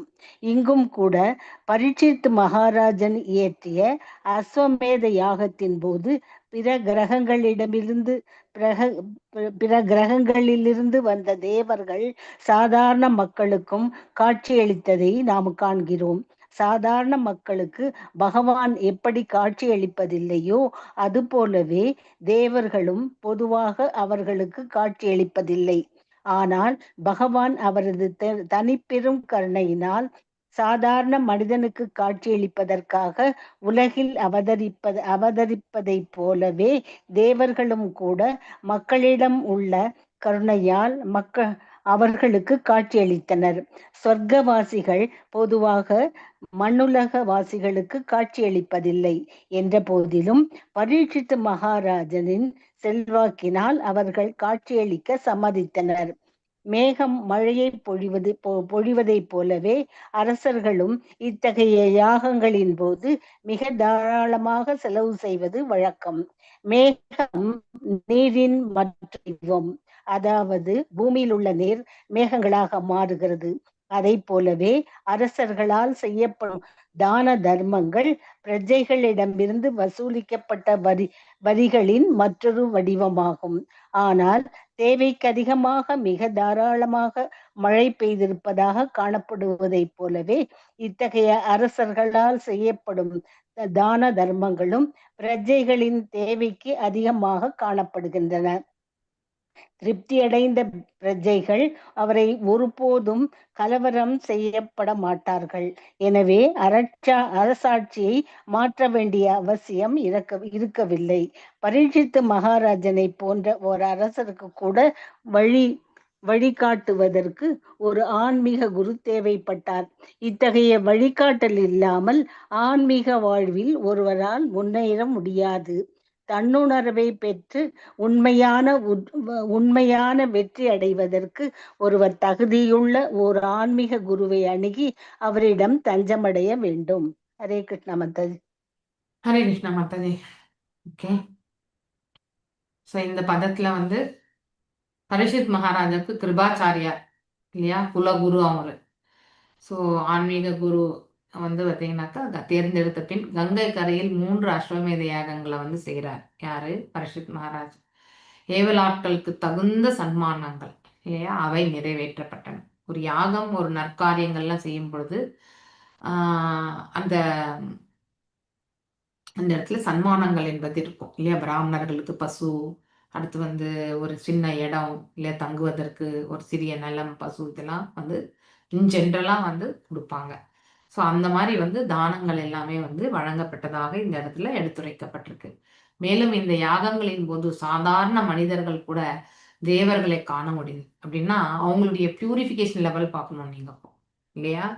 ஸோ சாதாரண மக்கள் கூட வந்து தேவர்கள் இந்த பிரபஞ்சத்துக்கு வரது அவங்களால பார்க்க முடிஞ்சதுன்னா அவங்க வந்து அவ்வளவு தூய்மையா இருந்திருப்பாங்க அப்படிங்கிறத வந்து நாம பார்க்கணும். இப்போ அப்படின்னா எவ்வளோ லெவலுக்கு அதர்மம் வந்து நாம தழை தோங்கி இருக்கோன்றது வந்து நாம இந்த பதத்துல இருந்தே தெரிஞ்சுக்கலாம்.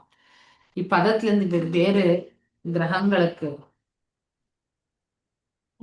கிரகங்களுக்கு இடையிலான பிரயாணம் உயர் கிரக வாசிகளுக்கு சுலபமானது தான் என்பது தெளிவாகிறது. சக்தி வாய்ந்த அரசர்களாலும் சக்கரவர்த்திகளாலும் இயற்றப்பட்ட யாகங்களில் பங்கேற்பதற்காக தேவர்கள் சொர்க்கலோகத்திலிருந்து பூமியில பாதம் இப்ப தேவர்கள் பூமியில பாதம் பதிக்கவே மாட்டாங்க. ஏன்னா இந்த இடத்துல நிறைய அதர்மம் என்பது தழைத்தோங்கி இருக்கிறது இல்லையா? சோ அதனால இந்த கலியுகத்துல பூமி, அதாவது தேவர்கள் வந்தாலும் அங்கேயே நிக்கிற மாதிரிதான் இருக்கும். ஆனா இதை யாரு பார்க்கக்கூடிய சக்தி இருக்குன்னா ஒரு தூய பக்தர்களால் தான் பார்க்க முடியும், நம்மளால பார்க்க முடியாது. ஓகே, ஸோ சக்கரவர்த்தியினால இயற்றப்பட்ட யாகங்களில் பங்கேற்பதற்காக தேவர்களை சொர்க்கத்திலிருந்து பூமிக்கு வருவது வழக்கம். ஏன் அவர்கள் எல்லாம் இந்த இடத்துல நிறைய ரிச்சுவல்ஸ் எல்லாம் பண்ணிட்டு போவாங்க இல்லையா? ஸோ சமய தர்மங்கள் எல்லாமே கடைபிடிச்சிட்டு போவாங்க. அதுதான் அவங்களுடைய வழக்கமா இருந்தது. இங்கும் கூட பரீட்சித் மகாராஜன் இயற்றிய அஸ்வமேத யாகத்தின் போது பிற கிரகங்களில் வந்த தேவர்கள் சாதாரண மக்களுக்கும் காட்சியளித்ததை நாம் காண்கின்றோம். சாதாரண மக்களுக்கு பகவான் எப்படி காட்சி அளிப்பதில்லை, அதுபோல தேவர்களும் பொதுவாக அவர்களுக்கு காட்சி அளிப்பதில்லை. ஆனால் பகவான் அவர் தனிப்பெரும் கருணையால் சாதாரண மனிதருக்கு காட்சி அளிப்பதற்காக உலகில் அவதரித்தது போலவே தேவர்கள் கூட மக்களிடம் உள்ள கருணையால் அவர்களுக்கு காட்சி அளிக்கின்றனர். பகவான் இங்க இருக்கும் பொழுது கண்டிப்பா தர்மம் என்பது தலைத்தோம் இல்லையா? அங்கே நிம்மதி எல்லாமே இருக்கும். அதனால பகவானையே காணக்கூடிய பாக்கியத்தை பெற்ற மக்கள் தேவர்களை காண்பதில் எந்த அதிசயமும் கிடையாது இல்லையா? அது மாதிரி அவங்க வர்றதுமே அவங்களால பார்க்க முடிகிறது. இப்ப நம்மளால கடவுளையும் பார்க்க முடியாது, கிருஷ்ணரையும் பார்க்க முடியாது இல்லையா? ராமரையும் பார்க்க முடியாது, நாராயணரையும் பார்க்க முடியாது, தேவர்களையும் பார்க்க முடியாது, யாரையுமே நம்மளால பார்க்க முடியாது. அந்த அளவுக்கு கல்லிமுத்தி போயிடுத்து இல்லையா? ஸ்வர்க்கவாசிகள் பொதுவாக மண்ணுலக வாசிகளுக்கு காட்சியளிப்பதில்லை என்ற போதிலும் பரீட்சித் மகாராஜனின் செல்வாக்கினால் அவர்கள் காட்சியளிக்க சம்மதித்தனர். ஸோ அந்த அளவுக்கு இந்த பூமண்டலத்தையே ஆண்டு வந்தார். என்டையர் பூமண்டலம் நமக்கு எப்படின்னு தெரியும் இல்லையா? ஸோ எத்தனை வருஷங்கள்? ஆக்சுவலி 9 வருஷங்கள் இல்லையா? இதெல்லாம் நம்ம ஆல்ரெடி படிச்சிருக்கோம். எதுல 9 வருஷங்கள்? ஆக்சுவலி பூமண்டலத்துல. ஸோ மற்றும் எத்தனை உலகங்கள் ஆக்சுவலி? ஸோ பூமண்டலம் மாதிரி எத்தனை இது? மேல 6, கீழே 4, இதெல்லாமே நம்ம படிச்சிருக்கோம் இல்லையா? ஸோ மேலும் அதே போலவே அரசர்களால் செய்யப்படும் தான தர்மங்கள் பிரஜைகளிடமிருந்து வசூலிக்கப்பட்ட வரிகளின் மற்றொரு வடிவம் ஆகும். மீண்டும் அதாவது பிரஜைகளிடம் இருந்து வந்தது மீண்டும் பிரஜைகளுக்கே வழங்கப்படுகிறது. ஓகே, ஆனால் தேவைக்கு அதிகமாக மிக தாராளமாக மழை பெய்திருப்பதற்காக காணப்படுவதை போல இத்தகைய அரசர்களால் செய்யப்படும் தான தர்மங்களும் பிரஜைகளுக்கு தேவைக்கு அதிகமாக ஹரே கிருஷ்ணா. ഷെഡ്യൂൾ അനുസരിച്ച് നാട്ടുപോക്കുവരൊക്കെ ഉണ്ട്. ശരിയാണല്ലോ.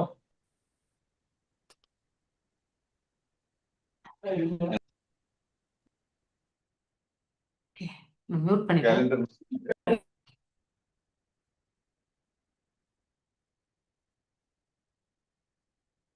ஓகே, இத்தகைய அரசர்களால் செய்யப்படும் தான தர்மங்களும் பிரஜைகளின் தேவைக்கு அதிகமானதாக காணப்படுகிறது. திருப்தி அடைந்த பிரஜைகள் அரசரை எதிர்த்து ஒருபோதும் கலவரம் செய்ய மாட்டார்கள் இல்லையா? ஸோ திருப்தி அடைஞ்சிட்டா ஜனங்க எதுவுமே கேட்க மாட்டாங்க. எனவே அரசாட்சி மாற்ற வேண்டிய அவசியமே இருக்கல. ஸோ அவங்களுடைய தேவைகள் பூர்த்தி ஆகும்போது ஆட்டோமேட்டிக்கலி மக்கள் ஆனந்தத்தோடு இருந்தா ஆட்சி மாற வேண்டிய அவசியமே இருக்காது இல்லையா? அதனால அரசன் எப்பொழுதுமே ஆண்டு கொண்டிருந்தான். பரீட்சித் மகாராஜனை போல ஒரு அரசரும் கூட வழிகாட்டுவதற்கு ஒரு ஆன்மீக குரு தேவைப்பட்டார். இத்தகைய வழிகாட்டல் இல்லாமல் ஆன்மீக வாழ்வில் ஒருவராலும் முன்னேற முடியாது. யார் அவருடைய ஆன்மீக குரு? பரீட்சித் மகாராஜருக்கு யாரு? சுகதேவ கோஸ்வாமி. Okay fine. ஆன்மீக வாழ்க்கையில் முன்னேற முடியும். தன்னுணரை பெற்று உண்மையான வெற்றி அடைவதற்கு இல்லையா ஒருவருக்கு தகுதியுள்ள ஒரு ஆன்மீக குருவை நாம் அணுக வேண்டும். அதுதான் ரொம்ப ரொம்ப முக்கியம். அவருடைய நிழல போய் நாம தஞ்சம் அடைந்து விட வேண்டும். எஸ். நிஜக்ராஹௌஜசா வீரஹ கலிம் திக்விஜயே க்வசித் நிருபலிங்கதரம் சூத்ரம் கணந்தம் கோ மிதுனம் பதா. ஹரே கிருஷ்ணா. யார் வாசிக்கிறீங்க? புஷ்பா மாதாஜி. மாதாஜி ஹரே கிருஷ்ணா. மாதாஜி வாசிங்க. பிரணாம் மாதாஜி. பதம் 4 மொழிபெயர்ப்பு. ஒருமுறை உலகை வென்று வருவதற்காக புறப்பட்டு சென்ற பரீட்சித்த மகாராஜன் வழியில் ஒரு அரசரைப் போல மாறு வேடத்தில் இருந்தவரும் ஒரு சூத்திரனை விட தாழ்ந்தவனுமான கலிபுருஷன் ஒரு பசு மற்றும் எருதின் கால்களை காயப்படுத்துவதை கண்டார். அவனை தண்டிப்பதற்காக உடனே அவனை கைப்பற்றினார். பொருளுரை: ஒரு அரசர் உலகை வெற்றி பெற புறப்பட்டு செல்வாரானால் அது தன் பலத்தை அதிகரித்துக் கொள்வதற்காக அல்ல. பரீட்சித்த மகாராஜன் ஆட்சி பொறுப்பை ஏற்ற பின் உலகை வென்று வருவதற்காக வெளியேறினார். மற்ற சிறிய நாடுகளை கைப்பற்றும் நோக்கத்துடன் இதை அவர் செய்யவில்லை. அவர் உலக பேரரசராக இருந்ததால் எல்லா சிறு நாடுகளும் ஏற்கனவே அவரது ஆட்சிக்கு கீழ்ப்பட்டு இருந்தன. மக்கள் கடவுள் பக்தியுடன் செயற்படுகிறார்களா என்பதை கண்டு வருவதற்காகவே அவர் வெளியேறினார். அரசர் பகவானின் பிரதிநிதி என்பதால் பகவானின் விருப்பத்தை நிறைவேற்ற அவர் கடமைப்பட்டவர் ஆவார். பலத்தை பெருக்குவது என்னும் கேள்விக்கே இடமில்லை. எனவே வீர அரசரை போல் உடை அணிந்திருந்த இழிவான மனிதன் ஒருவன் ஒரு பசு மற்றும் எருதின் கால்களை காயப்படுத்துவதை கண்டதும் உடனே அவர் அவனை கைப்பற்றி தண்டித்தார். அதிக முக்கியத்துவம் வாய்ந்த மிருகமான பசு துன்பப்படுவதையோ அல்லது அதிக முக்கியத்துவம் வாய்ந்த மனிதரான பிராமணர் அவதிப்படுவதையோ அரசரால் பொறுத்து கொள்ள முடியாது. பிராமண பண்பாட்டை விருத்தி செய்து கொள்வதே மனித நாகரீகம். பால் அற்புதமான ஒரு உணவாகும். அதில் உடல் ஆரோக்கியத்தை பராமரிப்பதற்கான எல்லா ஜீவ சத்துக்களும் உள்ளன. அதன் உதவியுடன் மனிதனால் உயர்ந்த நோக்கங்களை அடைய இயலும். சத்துவ குணத்தை விருத்தி அடைய செய்வதால் மட்டுமே பிராமண பண்பாட்டை வளர்க்க இயலும். இதற்கு பால் பதார்த்தங்கள், பழங்கள் மற்றும் தானியங்கள் ஆகியவை இன்றியமையாதவை ஆகும். மனித சமூகத்தில் மிகவும் முக்கியத்துவம் வாய்ந்த மிருகமான ஒரு பசுவை அரசரை போல் உடை அணிந்துள்ள கருமையில சூத்திரன் ஒருவன் துன்புறுத்துவதை கண்டு பரீட்சித்த மகாராஜன் ஆச்சரியமடைந்தார். மோசமான நிர்வாகமும் சண்டை சச்சரவுகளும் கலியுகத்தின் அடையாளங்களாகும். விரிவடைந்த நிலையில் உள்ள மக்களின் குணங்களை பெற்றிருப்பவர்களும் வாழ்வில் உயர்ந்த நோக்கங்களை கொண்டிராதவர்களுமான பயனற்ற மக்கள் நாட்டு நிர்வாகத்தின் தலைமை பதவிக்கு வருகின்றனர். இவர்கள் தன் ஒழுங்கீனமான நிர்வாகத்திற்கும் சண்டை சச்சரவுகளுக்கு மூல காரணமாக உள்ளனர். அரச பதவியில் உள்ள இத்தகைய மனிதர்கள் முதலாவதாக பசுக்களை வதைத்தும் பிராமண பண்பாட்டை அழித்தும் சமூகத்தை நரகத்தை நோக்கி தள்ளிவிடுவது நிச்சயம். நன்கு பயிற்சி பெற்றவரான மகாராஜன் உலகில் உள்ள எல்லா சண்டை சச்சரவுகளுக்கு மூல காரணத்தை அறிந்து கொண்டதும் அதை ஆரம்பத்திலேயே நிறுத்திவிட விரும்பினார். ஹரே கிருஷ்ண மாதாஜி. தேங்க்யூ மாதாஜி. ஹரே கிருஷ்ணா. ஸோ இவ்வாறாக பரீட்சித் மகாராஜ் என்ன பண்றார்? ஸோ அதாவது அரச உடையில் இல்லை, ஒரு சாதாரண உடை அணிந்து வந்து எப்பவுமே ஜென்ரலா ராஜா அங்கெல்லாம் அப்படித்தானே பண்ணுவாங்க. மாறு வேடம் போன்று பிரஜைகள் எப்படி இருக்காங்க அப்படின்னு தெரிஞ்சுக்கலாம் போகிறதுக்கு வந்து நம்ம கேட்டிருக்கோம். ஏன் ஸ்ரீ ராமச்சந்திர மூர்த்தியே அப்படிதான் பண்ணார் இல்லையா? அப்பொழுது ஒரு பிரஜையினுடைய இதுதான், அதாவது சீதா பிராட்டியினுடைய இதை வந்து சந்தேகிக்கக்கூடிய அந்த விதத்துல பேசினதுனால தான் அதன் பிறகு ராமபிரான் வந்து சீதையை பிரிந்து வாழ வேண்டிய கட்டாயம்னா அவர் வந்து ஒரு ரோல் மாடலா வந்து வாழ்ந்தார் இல்லையா? ஸோ அந்த அதே மாதிரி தான் இந்த இடத்துல பார்க்கும் பொழுது நம்ம பரீட்சித் மகாராஜாவும் மாறு வேடம் பூண்டு எந்த இடத்துல வந்து ஏதாவது அநியாயம் நடக்கிறதா அப்படிங்கிறது எல்லாமே பார்க்கறதுக்காக அவருமே வந்து குதிரையை ஏறி போகிறார் ஆக்சுவலி இல்லையா? ஒரு முறை உலகை வென்று வருவதற்காக புறப்பட்டு சென்ற பரீட்சித் மகாராஜ் எல்லாத்தையுமே இல்லையா அஸ்வமேத யாகம்லாம் நடத்தினார் இல்லையா? வழியில் ஓர் அரசரை போல மாறு வேடத்தில் இருந்தவரும் ஒரு சூத்திரனை விட தாழ்வானமான இந்த கலிபுருஷன் ஒரு பசு மற்றும் எருதின் கால்களை காயப்படுத்துவதை கண்டார் இல்லையா? அவனை தண்டிப்பதற்காக உடனே அவர் என்ன பண்ணார்? அவனை கைப்பற்றினார். வாளை உருவி அவனை வெட்டுறதுக்காக போயிடுறார் ஆக்சுவலி இல்லையா? அவன் என்ன பண்றான்? வெடுவெடுத்து போய் ஸோ நான் வந்து அரசன் கிடையாதுன்னு அப்படின்னு சொல்லிட்டு அவருடைய பாதங்கள்ல வந்து தஞ்சம் அடைகிறான். ஸோ அதுதான் நம்ம பார்க்கறது. ஓர் அரசர் உலகை வென்று வர புறப்பட்டு செல்வாராயில் அது தன் பலத்தை அதிகரிக் கொள்வதற்காக கிடையாது இல்லையா? உண்மையிலே கிடையாது. தன்னுடைய விஸ்தாரத்தை மாத்திரமே அவர் அதிகப்படுத்தணுன்றது கிடையாது. பிரஜைகளுடைய நன்மை இல்லையா? பிரஜைகள் வந்து அறப்பழக்கத்துல இருக்கணும், அவங்களுக்கு தேவையானதெல்லாம் செய்யணும் இல்லையா, எங்கே என்ன குறைகள் இருக்கிறது என்பதை கண்டறிவதற்காகவே மேஜரா வந்து அரசர்கள் வந்து மாறு வேடத்தில் செல்வது. வென்று வருவது வேற. ஓகே. பரீட்சித் மகாராஜன் ஆட்சி பொறுப்பை ஏற்ற பின் உலகை வென்று வருவதற்காக வெளியேறினார். மற்ற சிறிய நாடுகள் கைப்பற்றும் நோக்கத்தில் அவர் அதை செய்யவில்லை. அவர் உலக பேரரசராக இருந்ததால் எல்லா சிறு நாடுகளும் ஏற்கனவே அவரது ஆட்சிக்கு கீழ்ப்பட்டு இருந்தன. மக்கள் கடவுள் பக்தியுடன் செயல்படுகிறார்களா இல்லையா என்று கண்டு வருவதுதான். அதுதான் முக்கியமான ஒரு இது. அதற்காக தான் அவர் வெளியேறி சென்றார். ஸோ அரசர் பகவானின் பிரதிநிதி இல்லையா, ரெப்ரசன்டேட்டிவ் ஆஃப் த காட். பகவான் ஏன் 10வது விபூதி யோகத்துல கூட படிக்கும், மனிதர்களில் நான் மன்னன் அப்படின்னு சொல்லிட்டு தான் 10வது விபூதி யோகத்துல நம்ம படிச்சிருக்கோம் இல்லையா. ஸோ பகவானின் விருப்பத்தை நிறைவேற்ற அவர் கடமைப்பட்டவர். இட் இஸ் இஸ் டியூட்டி இல்லையா. பலத்தை பெருக்குவது என்பது கேள்விக்கு இடம் கிடையாது. எனவே அது மெயின் டார்கெட் கிடையாது. மெயின் டார்கெட் வந்து பிரஜைகள் வந்து அறப்பழக்கத்துல இருக்காங்களா, நல்ல பழக்க வழக்கங்கள்ல இருக்காங்களா, நிம்மதியோடு இருக்காங்களா அப்படிங்கிறது எல்லாமே தெரிய வர வேண்டியது வந்து அரசனுடைய கடமை. அதற்காக அவர் போகிறார். எனவே வீரரை போல உடை அணிந்து இருந்த இழிவான அந்த மனிதர் ஒருவனை ஒரு பசு மற்றும் எருதின் கால்களை காயப்படுத்தி கொண்டிருப்பது அவர் கண்டதும் அவருக்கு வந்து உடனே அவனை வந்து கைப்பற்றி தண்டித்தார். வாள உருவுறார் இல்லையா, அவனை வந்து கொல்வதற்காக. அதிக முக்கியத்துவம் வாய்ந்த மிருகமான பசு இல்லையா, பசுவினால நமக்கு அதாவது பசும் பால் இல்ல வந்து இந்த மூளையை வளர்க்கக்கூடிய திசுக்கள் வந்து இருக்கு. ஓகே. ஸோ அதனால்தான் நம்ம பாலை குடிக்கணும்ன்றது. நமக்கு மெமரி எல்லாமே நல்லா இருக்கணும்னாக்கா பாலை குடிக்கணும். இப்பெல்லாம் நம்ம பாலை குடிக்கிற மாதிரியே இல்லை இல்லையா.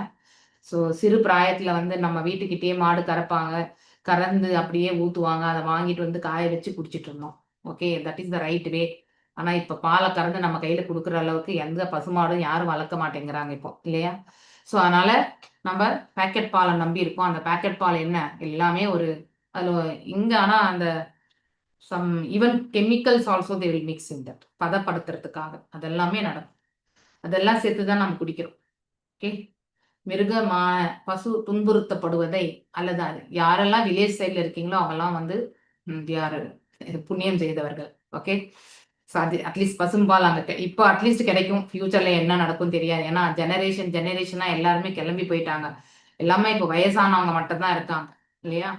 அதிக முக்கியத்துவம் வாய்ந்த மனிதரான பிராமணர் அவமதிக்கப்படுவதையோ அரசரால் பொறுத்து கொள்ளப்படுவது முடியாது. அதை வந்து மன்னிக்கவே முடியாது இல்லையா. பிராமண பண்பாட்டை விருதி செய்து கொள்வதே மனித நாகரிகமாகும் இல்லையா. என்ஹான்சிங் த பிராமணிக்கல் ஸ்கில்ஸ் இல்லையா. ஸோ அந்த குவாலிட்டிஸை வந்து நம்ம கண்டிப்பா வந்து அபிவிருத்தி செய்துக்கணும். ஸோ 4 ரெகுலேஷன்ஸ் இதெல்லாம், அதுக்கப்புறம் வந்து பகவானுக்கு பக்தி தொண்டு பண்றது, இதெல்லாமே வந்து ஒரு பிராமணனுடைய கடமைகள். அதாவது நல்லவையெல்லாம் எடுத்துரைக்கிறது, எல்லோருமே ஒன்று போல பார்க்கக்கூடிய அந்த குவாலிஃபிகேஷன் இல்லையா. தத்துவதர்ஷியா இருக்கணும். அந்த ஒரு நிலைக்கு வந்து அந்த பிராமணன் வந்து இருக்கணும். ஸோ அந்த குவாலிட்டிஸ் எல்லாமே நாம எல்லாருமே அக்வயர் பண்ணணும். ஓகே. ஸோ ஆனா அதுதான் வந்து ஒரு இந்த உலகத்துல வந்து வந்து அமைதியை ஏற்படுத்தும்.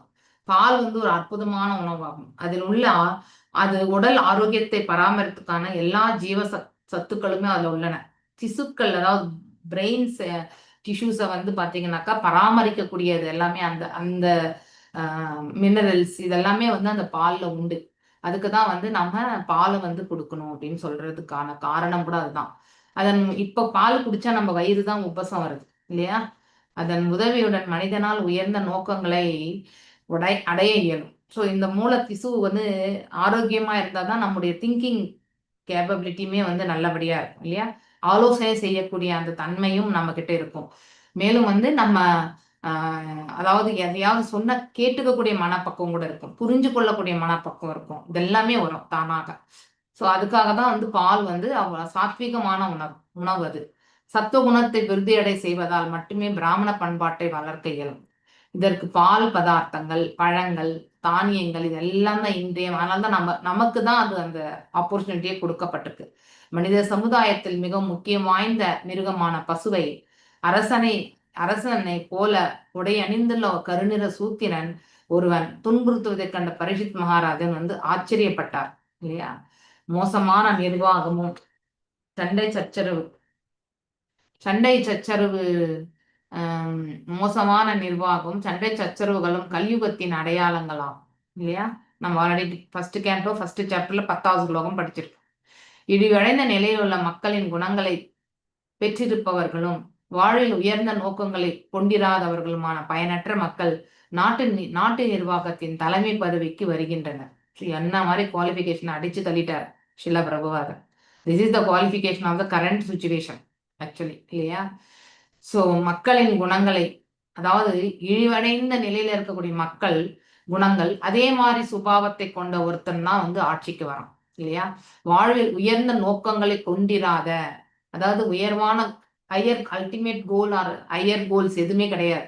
எல்லாமே இந்த புலன்களை திருப்திப்படுத்தக்கூடிய கோல்ஸ் தான் நமக்கு, இல்லையா? பயனற்ற நாட்டு மக்களின் நிர்வாக தலைமைக்கு வருகின்றனர். இவர்கள் தன் ஒழுங்கினமான நிர்வாகத்திற்கும் சண்டை சச்சரவுகளுக்கும் மூல காரணமாக இருக்காங்க. கரெக்டா சொல்லிட்டார் ஷீலா பிரபுபாதர், இல்லையா?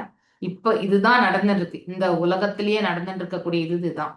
அரச பதவியில் உள்ள இத்தகைய மனிதர்கள் முதலாவதாக பசுக்களை வதைத்தும் பிராமண பண்பாட்டை அழித்தும் சமூகத்தை நரகத்தை நோக்கி தள்ளி விடுவதும் நிச்சயம். எஸ், இதுதான் நடந்துட்டு இருக்கு. நன்கு பயிற்சி பெற்றவரான மகாராஜன் உலகில் உள்ள எல்லா சண்டை சச்சரவுகளும் மூல காரணத்தை அறிந்து கொண்டதும் இதை ஆரம்பத்திலே நிறுத்திவிட விரும்பினார். ஸோ ஏன் பசுவை கொல்லக்கூடாதுன்னா, ஸோ பசுவிலிருந்து வரக்கூடிய ப்ராடக்ட்ஸ் எதுவுமே நமக்கு கிடைக்காம போகும். அதுதான் நம்ம உடலுக்கு வந்து ஆரோக்கியத்தை வளர்க்க வல்லது. அப்படி உடல் ஆரோக்கியம் இல்லைன்னா நாம் என்ன பண்ணுவோம்? நம்ம தேவையற்ற உணவுகளைத்தான் நம்ம உண்ணுவோம், இல்லையா? அந்த மாதிரி உணவு உண்பதால் நம்ம வந்து நம்முடைய என்னது நோக்கங்களும் குணங்களும் வந்து சரிவர இருக்காது, இல்லையா? அதனால நாட்டுல வந்து சண்டை சச்சரவுகள், இல்லையா? இந்த மாதிரி ஒரு மோசமான நிர்வாகமும் மோசமான பிரஜைகளும் இருக்கும் பொழுது ஆட்டோமேட்டிக்கலி என்ன ஆகும்னாக்கா, ஸோ இந்த தர்மம் இதெல்லாமே இருக்காது, எல்லாத்தையுமே வந்து சீர்கெட்ட நிலைக்கு தள்ளி விடப்படும். நன்கு பயிற்சி பெற்றவரான மகாராஜன் வந்து இது பிற்காலத்துல இதை அப்படியே விட்டோம்னாக்கா பெரிய ப்ராப்ளம் வரும்ன்றதுக்காக அவர் என்ன பண்ணார், அதை முதல்ல ஆரம்பத்திலே கிள்ளி எரிந்து விட வேணும்ன்றதுக்காக அதை வந்து நிறுத்தணும்னு நினைச்சார் ஆக்சுவலி. சவுனக்க உவாச்ச. ஸோ இந்த ஒரு ஸ்லோகம் பார்க்கலாமா? நோ இஷ்யூஸா? 5th ஸ்லோகம். ஓகே மாதாஜி. ஓகே, மல்லிகா மாதாஜி நீங்களே வாசி. பார்க்கலாம் மாதாஜி. சவுனக உவாச்ச. கஷ்ய ஹேதோ நிஜக்ராஹ கலிம் திக்விஜயே ருபஹ நிருத்தேவ சின்னத்ருக் சூத்ர கோ அசௌகாம்யஹ பதாஹனத் தத்கத்யதாம் மகாபாக எதி கிருஷ்ண கதாஸ்ரயம். எஸ், மொழிபெயர்ப்பு படி. ஹரே கிருஷ்ணா மாதாஜி. சவுனக ரிஷி கேட்டார். ஒரு அரசரை போல் உடையணிந்து ஒரு பசுவை தன் காலால் உதைத்த அவன் சூத்திரர்களிலேயே இழிவானவன் என்பதால் அவனை ஏன் பரீட்சித் மகாராஜன் தண்டித்ததோடு விட்டுவிட்டார்? இவ்விஷயங்கள் எல்லாம் பகவான் ஸ்ரீ கிருஷ்ணருக்கு சம்பந்தம் உள்ளவையாக இருக்குமானால் அவற்றை தயவு கூர்ந்து விவரிக்க வேண்டுகிறேன். பொருளுரை. பரீட்சித் மகாராஜன் குற்றவாளியை கொல்லாமல் அவனை தண்டித்ததோடு விட்டுவிட்டதை கேட்ட சவுனகரும் ரிஷிகளும் ஆச்சரியப்பட்டனர். ஓர் அரசரை போல் உடையணிந்து பொதுமக்களை ஏமாற்ற விரும்பியவனும் அதே சமயம் புனிதமான மிருகமாகிய பசுவை துன்புறுத்தியவனுமான அந்த குற்றவாளியை பரீட்சித் மகாராஜனை போன்றதொரு பக்தியுள்ள அரசர் உடனே கொண்டிருக்க வேண்டும் என்பதையே இது உணர்த்துகிறது. கலியுகத்தில் சூத்திரர்களிலேயே கடைப்பட்டவர்கள் நாட்டின் நிர்வாகிகளாக தேர்ந்தெடுக்கப்படுவார்கள் என்பதையும், பசுக்களை வதைப்பதற்கு நவீன வசதிகள் கொண்ட கசாப்பு கூடங்களை திறப்பார்கள் என்பதையும் அக்காலத்து ரிஷிகளால் நினைத்து பார்க்கவும் இயலவில்லை. ஏமாற்றுக்காரனும் பசுவை நிந்தித்தவனுமான ஒரு சூத்திரனை பற்றி கேட்பதில் சிறந்த ரிஷிகளுக்கு அவ்வளவு உற்சாகம் ஏற்படவில்லை என்ற போதிலும் அதற்கும் பகவான் ஸ்ரீ கிருஷ்ணருக்கும் ஏதேனும் சம்பந்தம் இருக்கிறதா என்பதை தெரிந்து கொள்வதற்காக அதை பற்றி அவர்கள் கேட்க விரும்பினர். பகவான் ஸ்ரீ கிருஷ்ணரை பற்றிய விஷயங்களில் மட்டுமே அவர்கள் ஆர்வம் கொண்டிருந்தனர். கிருஷ்ணரை பற்றி கதையுடன் இணைக்கப்பட்டுள்ள எந்த விஷயமும் நன்மை பயக்கக்கூடியதாகும். மானிட சாஸ்திரம், அரசியல், பொருளாதாரம் மற்றும் நாகரிகம் போன்ற பல விஷயங்கள் பாகவதத்தில் உள்ளன. ஆனால் இவை அனைத்தும் கிருஷ்ணருடன் சம்பந்தப்பட்டுள்ளதால் இவை கேட்க தகுதியுடையவை ஆகின்றன. எல்லா விஷயங்களிலும் தூய்மைப்படுத்தும் பொருளாக உள்ளவர் ஸ்ரீ கிருஷ்ணரே ஆவார். ஜட உலகிலுள்ள அனைத்தும் 3 பௌதீக குணங்களிலிருந்து உண்டானவை என்பதால் அவை அனைத்தும் அசுத்தமானவையாகும். ஆனால் அவற்றை தூய்மைப்படுத்துவர் ஸ்ரீ கிருஷ்ணரே. ஹரே கிருஷ்ணா மாதாஜி. தேங்க்யூ மாதாஜி.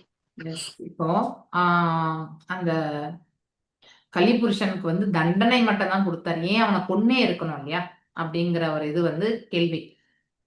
அதாவது இது எதற்கு என்று சொல்லப்படும் போது பின்னாடி நம்ம தெரிஞ்சுப்போம். நம்ம கலிபுருஷன் வந்து அதாவது இயற்கையிலே இந்த யுக மாற்றம் என்பது ஏற்படும் இல்லையா.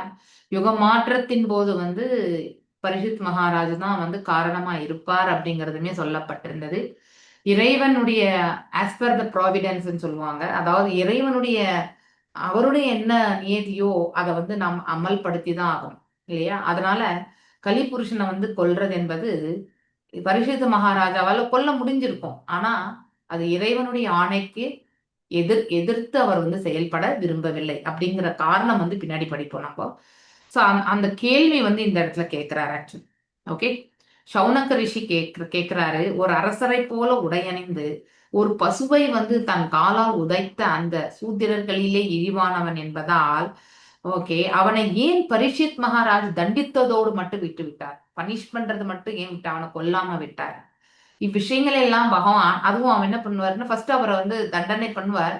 அந்த தண்டனை என்னன்னா அது வந்து அவனுக்கு இருக்கிறதுக்கு இடமும் கொடுப்பாரு பின்னாடி. முதல்ல இந்த இடத்துல தான் நீ இருக்கணும் அப்படின்னு சொல்லிட்டு அதுதான் பெரிய தண்டனையா கொடுப்பார். ஆனா அந்த இடம் இல்லாம அவர் பார்த்துக்குவார் அதுக்கப்புறம் இல்லையா. சோ அதுக்கப்புறம் ஃபைனலா நீ இந்த மாதிரி கசாப்பு கடையோ இல்ல வந்து அதாவது என்னது மது கடையோ இல்லையா, அதே மாதிரி பிராத்தல்ஸ் ஹவுஸ் இல்லையா, அதெல்லாம் எதுவுமே இல்லாம வந்து பார்த்துப்பார். கேம்பிளிங் பண்ணக்கூடியதெல்லாம் இந்த 4 இடங்களுமே இல்லாம பார்த்துடுவார். அந்த இடங்கள் தான் இருக்கணும் அப்படிங்கறதுமே கொடுத்துருவார். அதுதான் ரிவார்டா நினைப்பார் ஆக்சுவலியா. அதாவது பரிசு வந்து அதுதான் அடுத்த அத்தியாயத்துல படிப்போம். ஓகே, பனிஷ்மெண்ட் வந்து இந்த இடங்கள் அப்படிங்கிறதும். ஸோ மேலும் வந்து அவனுக்கு தண்டனையோடு ஏன் விட்டு விட்டார் அப்படிங்கறத வந்து பாக்குறாரு. இவ்விஷயங்கள் எல்லாம் பகவான் ஸ்ரீ கிருஷ்ணன் சம்பந்தப்பட்ட உள்ளவையாக இருக்குமானால் இல்லையா, இறைவனோட சம்பந்தப்பட்டிருந்தா எங்களுக்கு மேலும் அதை விளக்குங்கள் அப்படின்னு சொல்லிட்டு சுத்த கோஸ்வாமி கிட்ட வந்து சௌனக ரிஷிகள் தலைமையிலான அந்த ரிஷி முனிகள் வந்து கேட்கிறாங்க. பரீட்சித் மகாராஜன் குற்றவாளியை கொல்லாமல் அவனை தண்டித்ததோடு விட்டுவிட்டதை கேட்ட சௌனகரும் ரிஷிகளும் ஆச்சரியப்பட்டார்கள். ஸோ இதே மாதிரி ஒரு சூழ்நிலை வந்து நம்ம இதுல பாக்குறோம் இல்லையா. 3rd cantoல 3rd or 4th சாப்டர்ல வரும் இந்த கொஸ்டின் வந்து வருது. ஏன் பகவான் வந்து திரௌபதியுடைய துயில் உதியக்கூடிய அந்த தருணத்துல வந்து அவர் வந்து ஏன் எல்லாருமே அந்த இடத்துல வந்து தண்டனை கொடுக்கல, ஏன் குரு வம்சத்தினருக்கு வந்து தண்டனை வழங்கவில்லை, அந்த சமயத்திலே வெறும் திரௌபதியை மட்டும்தான் ரட்சித்தார் இல்லையா, ஏன் அவ்வாறு செய்தார் அப்படின்ற ஒரு கொஸ்டின் வந்து கேட்கப்படுகிறது. ஓகே, அப்போ அதற்கு வந்து என்ன பதில் என்றால், அதாவது வெறும் குரு வம்சம் மாத்திரம் வந்து அதர்மிகள் கிடையாது. அந்த காலகட்டத்துல நிறைய அதர்மம் புரிந்த அரசர்கள் வந்து அகங்காரத்தோட தன்னுடைய செல்வ வளத்தையும் அதே மாதிரி வந்து கல்வியும் இல்லையா ஞானமும் தன்னிடத்துல நிறைய இருக்குன்ற அந்த அகம்பாவம் என்பது இருந்தது. அதனால அவங்க என்ன பண்ணுவாங்க, தனக்கு அதிகமான ஒரு பவர் இருக்குன்னா அடுத்த நாட்டை மீது போர் தொடுத்து, அதாவது தேவையற்ற நிலையில கூட ஒரு போரை தொடுத்து அவங்களுடைய என்ன சொல்லுவாங்க மிலிட்ரி ஃபோர்ஸ், ஓகே, அதாவது படைபலத்தை வந்து அவங்களுக்கு நிரூபிக்கிறதுக்காக இந்த பூமிக்கு வந்து நிறைய துன்பத்தை வந்து விளைவிக்கிறார்கள். ஸோ அதனால பகவான் என்ன பண்ணார், இது எல்லாத்துக்கும் எல்லாரையுமே ஓரிடத்துல கொண்டு வந்து ஒரேடியா வந்து அழிச்சிடணுன்றதுக்காக தான் பகவானுடைய பிளான். அதனாலதான் குருஷேத்திர போர் அதற்காகத்தான் பகவான் நடத்தினார். இது not only punishment for Kurus, okay. So மற்ற அதர்ம அரசர்களையுமே அந்த இடத்துல வந்து எல்லாருமே ஒன்று கூட வச்சு எல்லாருமே ஒரே அட்ஷாட் ஸ்மார்ட்டா வந்து நம்ம அதாவது எப்படி வந்து கிருஷ்ணர் வந்து அழித்தார் இல்லையா. ஸோ அது போல இதுவும் ஏதாவது காரணம் இருக்குமோ அப்படிங்கிற ஒரு கொஸ்டின் வந்து இவங்க கேட்கிறாங்க. ஓகே, அதே சமயம் புனிதமான மிருகமாகிய பசுவை துன்புறுத்துவனமான அந்த குற்றவாளியை பரிஷித் மகானை போன்ற பக்தியுள்ள ஒரு அரசர் உடனே கொண்டிருக்க வேண்டும் என்பதை இது உணர்த்துகிறது இல்லையா. கலியுகத்தில் சூத்திரர்களே கடைப்பட்டவர்கள் நாட்டின் நிர்வாகிகளால் தேர்ந்தெடுக்கப்படுவார்கள் என்பது இது வந்து ஆல்ரெடி ரிஷிமுனிகளால் கணிக்கப்பட்டிருந்தது. இருக்கக்கூடிய யுகங்களிலே மிக மிக அதாவது குவாலிட்டி கம்மி, அதாவது பாத்தீங்கன்னா இந்த யுகம் வந்து பாத்தீங்கன்னாக்கா சத்தியுகம் வந்து மிக மேன்மையா, அதை விட கொஞ்சம் கம்மி வந்து திரேதாயுகம், அதை விட கம்மி வந்து துவாபர யுகம். மிக மிக மோசமான யுகம் எது, இந்த கலியுகம் தான். சோ அதனால அப்படிப்பட்ட யுகத்திலுமே நமக்கு வந்து வெறும் ஹரிநாமத்தை சொன்னாலே பகவான் திருவடிகளுக்கு சேரலான்ற அந்த ஸ்பெஷல் மர்சி வந்து பகவான் கொடுத்திருக்காரு இல்லையா. அந்த யுகத்துல எல்லாம் பாத்தீங்கன்னா அதிகமான தபஸ் பண்ணணும், அதிகமான யஜ்னங்கள் செய்யணும், அடுத்த வந்து அதிகமான கோயில் வழிபாடு செய்யணும். இத்தனை செய்தா மட்டும்தான் பகவான் திருநாட்டுக்கு போக முடியும். ஆனா கலியுகத்துல அப்படி கிடையாது. ஹரே நாம இவ கேவலம் கலவு நாஸ்தியம் இல்லையா. சோ அதாவது நம்ம வெறுமனே நம்ம ஹரிநாமத்தை வந்து சொன்னாலே ஓகே. சோ அந்த ஒரு கொஸ்டின் வந்து இவங்க கேக்குறாங்க. சோ பசுக்களை வதைப்பதற்கு நவீன வசதிகள் கொண்ட கசாப்பு கூடங்கள் இதெல்லாம் இருக்கு இப்போ இல்லையா, திறப்பார்கள் என்பதையும் அக்காலத்து ரிஷி முனிவர்களால் நினைத்து பார்க்கவும் இயலவில்லை. ஏமாற்று காரணம் பசுவை நிந்தியத்துவமான ஒரு சூத்திரனை பற்றி கேட்பதில் சிறந்த ரிஷிகளும் இவ்வளவு உற்சாகம் ஏற்படவில்லை என்ற போதிலும் அதற்கும் பகவான் ஸ்ரீ கிருஷ்ணருக்கும் ஏதேனும் சம்பந்தம் இருக்கிறதா என்று தெரிந்து கொள்வதற்காக அதை பற்றி அவர்கள் கேட்க விரும்பினார்கள். எனிதிங் சப்ஜெக்ட் மேட்டர் வந்து ரிலேட்டட் டு லார்ட், அதுதான் ரொம்ப முக்கியம் இல்லையா. அதாவது நாம் எந்த ஒரு தலைப்பின் மீது நாம் வந்து பேசுகின்றோம் என்றால் பகவானுக்கு சம்பந்தப்பட்ட உரைகள் அனைத்துமே வந்து மேன்மையானது. அப்படி ஒருவேளை இந்த விஷயங்கள் வந்து அவருக்கு சம்பந்தப்பட்டு இருக்குமோ அப்படிங்கிற ஒரு காரணத்தால இந்த செய்திகள் எல்லாம் அவங்க வந்து கேட்பதற்கு தயாராக அமர்ந்திருக்கிறார்கள் இல்லையா. யாரு? சௌனக ரிஷிகள் தலைமையில இருக்கக்கூடிய ரிஷி முனிகள். சோ மேலும் கிருஷ்ணரை பற்றி கதையுடன் இணைக்கப்பட்டுள்ள எந்த விஷயமே நன்மை பயக்கக்கூடியதுதான் இல்லையா. நம்ம கிருஷ்ணர் கதை கேட்க கேட்க நம்ம தூய்மை அடைகிறோம். மாநில சாஸ்திரம், அரசியல், பொருளாதாரம் மற்றும் நாகரீகம் போன்ற பல விஷயங்கள் வந்து பாகவதத்துல உண்டு இல்லையா. ஆனால் இவை அனைத்தும் கிருஷ்ணரோடு சம்பந்தப்படும் பொழுது அதை கேட்க தகுதி உடையவதாகிறது. இல்லைன்னா அதுவுமே ஒரு பிரஜல்பா மாறிடும் இல்லையா. எல்லா விஷயங்களிலும் தூய்மைப்படுத்தும் பொருளாக உள்ளவர் யாரு? ஸ்ரீ கிருஷ்ணர் தான். சோ நம்மள பியூரிபிகேஷன் பண்றதே அவர் தான், சுத்தப்படுத்துறதே. அவரை பத்தி நம்ம எவ்வளவு கேட்கிறோமோ அவ்வளவுமே நமக்கு நம்ம மனசு வந்து கலங்கங்கள் நிறைந்த இந்த மனசு வந்து தூய்மை பெறுகிறது. மேலும் தூய்மைப்படுத்தும் பொருளாக இருக்கக்கூடியவர் யாரு? ஸ்ரீ கிருஷ்ணரே ஆவார். ஜட உலகில் உள்ள 3 பௌதிக குணங்களிலிருந்து உண்டானவை என்பதால் இல்லையா, இந்த ஜட உலகம் வந்து 3 குணாஸோட கலந்துதான் வர்றது இல்லையா. அவை அனைத்தும் அசுத்தமானவை. இந்த உலகம் வந்து அவ்வளவு வந்து தூய்மையோடு இருக்கக்கூடிய நிலை கிடையாது, தூய்மையற்ற நிலை, கலங்கங்கள் நிறைந்த உலகம் இது ஆக்சுவலி. ஆனால் அவற்றை தூய்மைப்படுத்துபவர் யாரு? ஸ்ரீ கிருஷ்ணரே ஆவார். ஓகே, நான் இன்றைக்கு இதோட நிறுத்துறேன். வாஞ்ச கல்பதருபியஷ கிருபா சிந்துபிய வச்ச பதீதானாம் பாவனேபியோ வைஷ்ணவேபியோ நமோ நம. அனந்த கோட்டி வைஷ்ணவ விருந்துகி ஜெய். நாமச்சரிய ஹரிதாஸ் தாகூர்க்கு ஜெய். ஹரே கிருஷ்ணா கிருஷ்ண கிருஷ்ணா ஹரே ஹரே, ஹரே ராம ராம ராம ஹரே ஹரே. ஹரே கிருஷ்ணா. ஹரே கிருஷ்ண மாதாஜி. ஹரே கிருஷ்ணா மாதாஜி. ஹரே ஹரே ஹரே கிருஷ்ண கிருஷ்ணா மாதாஜி. ஹரே கிருஷ்ண ஹரே மாதாஜி.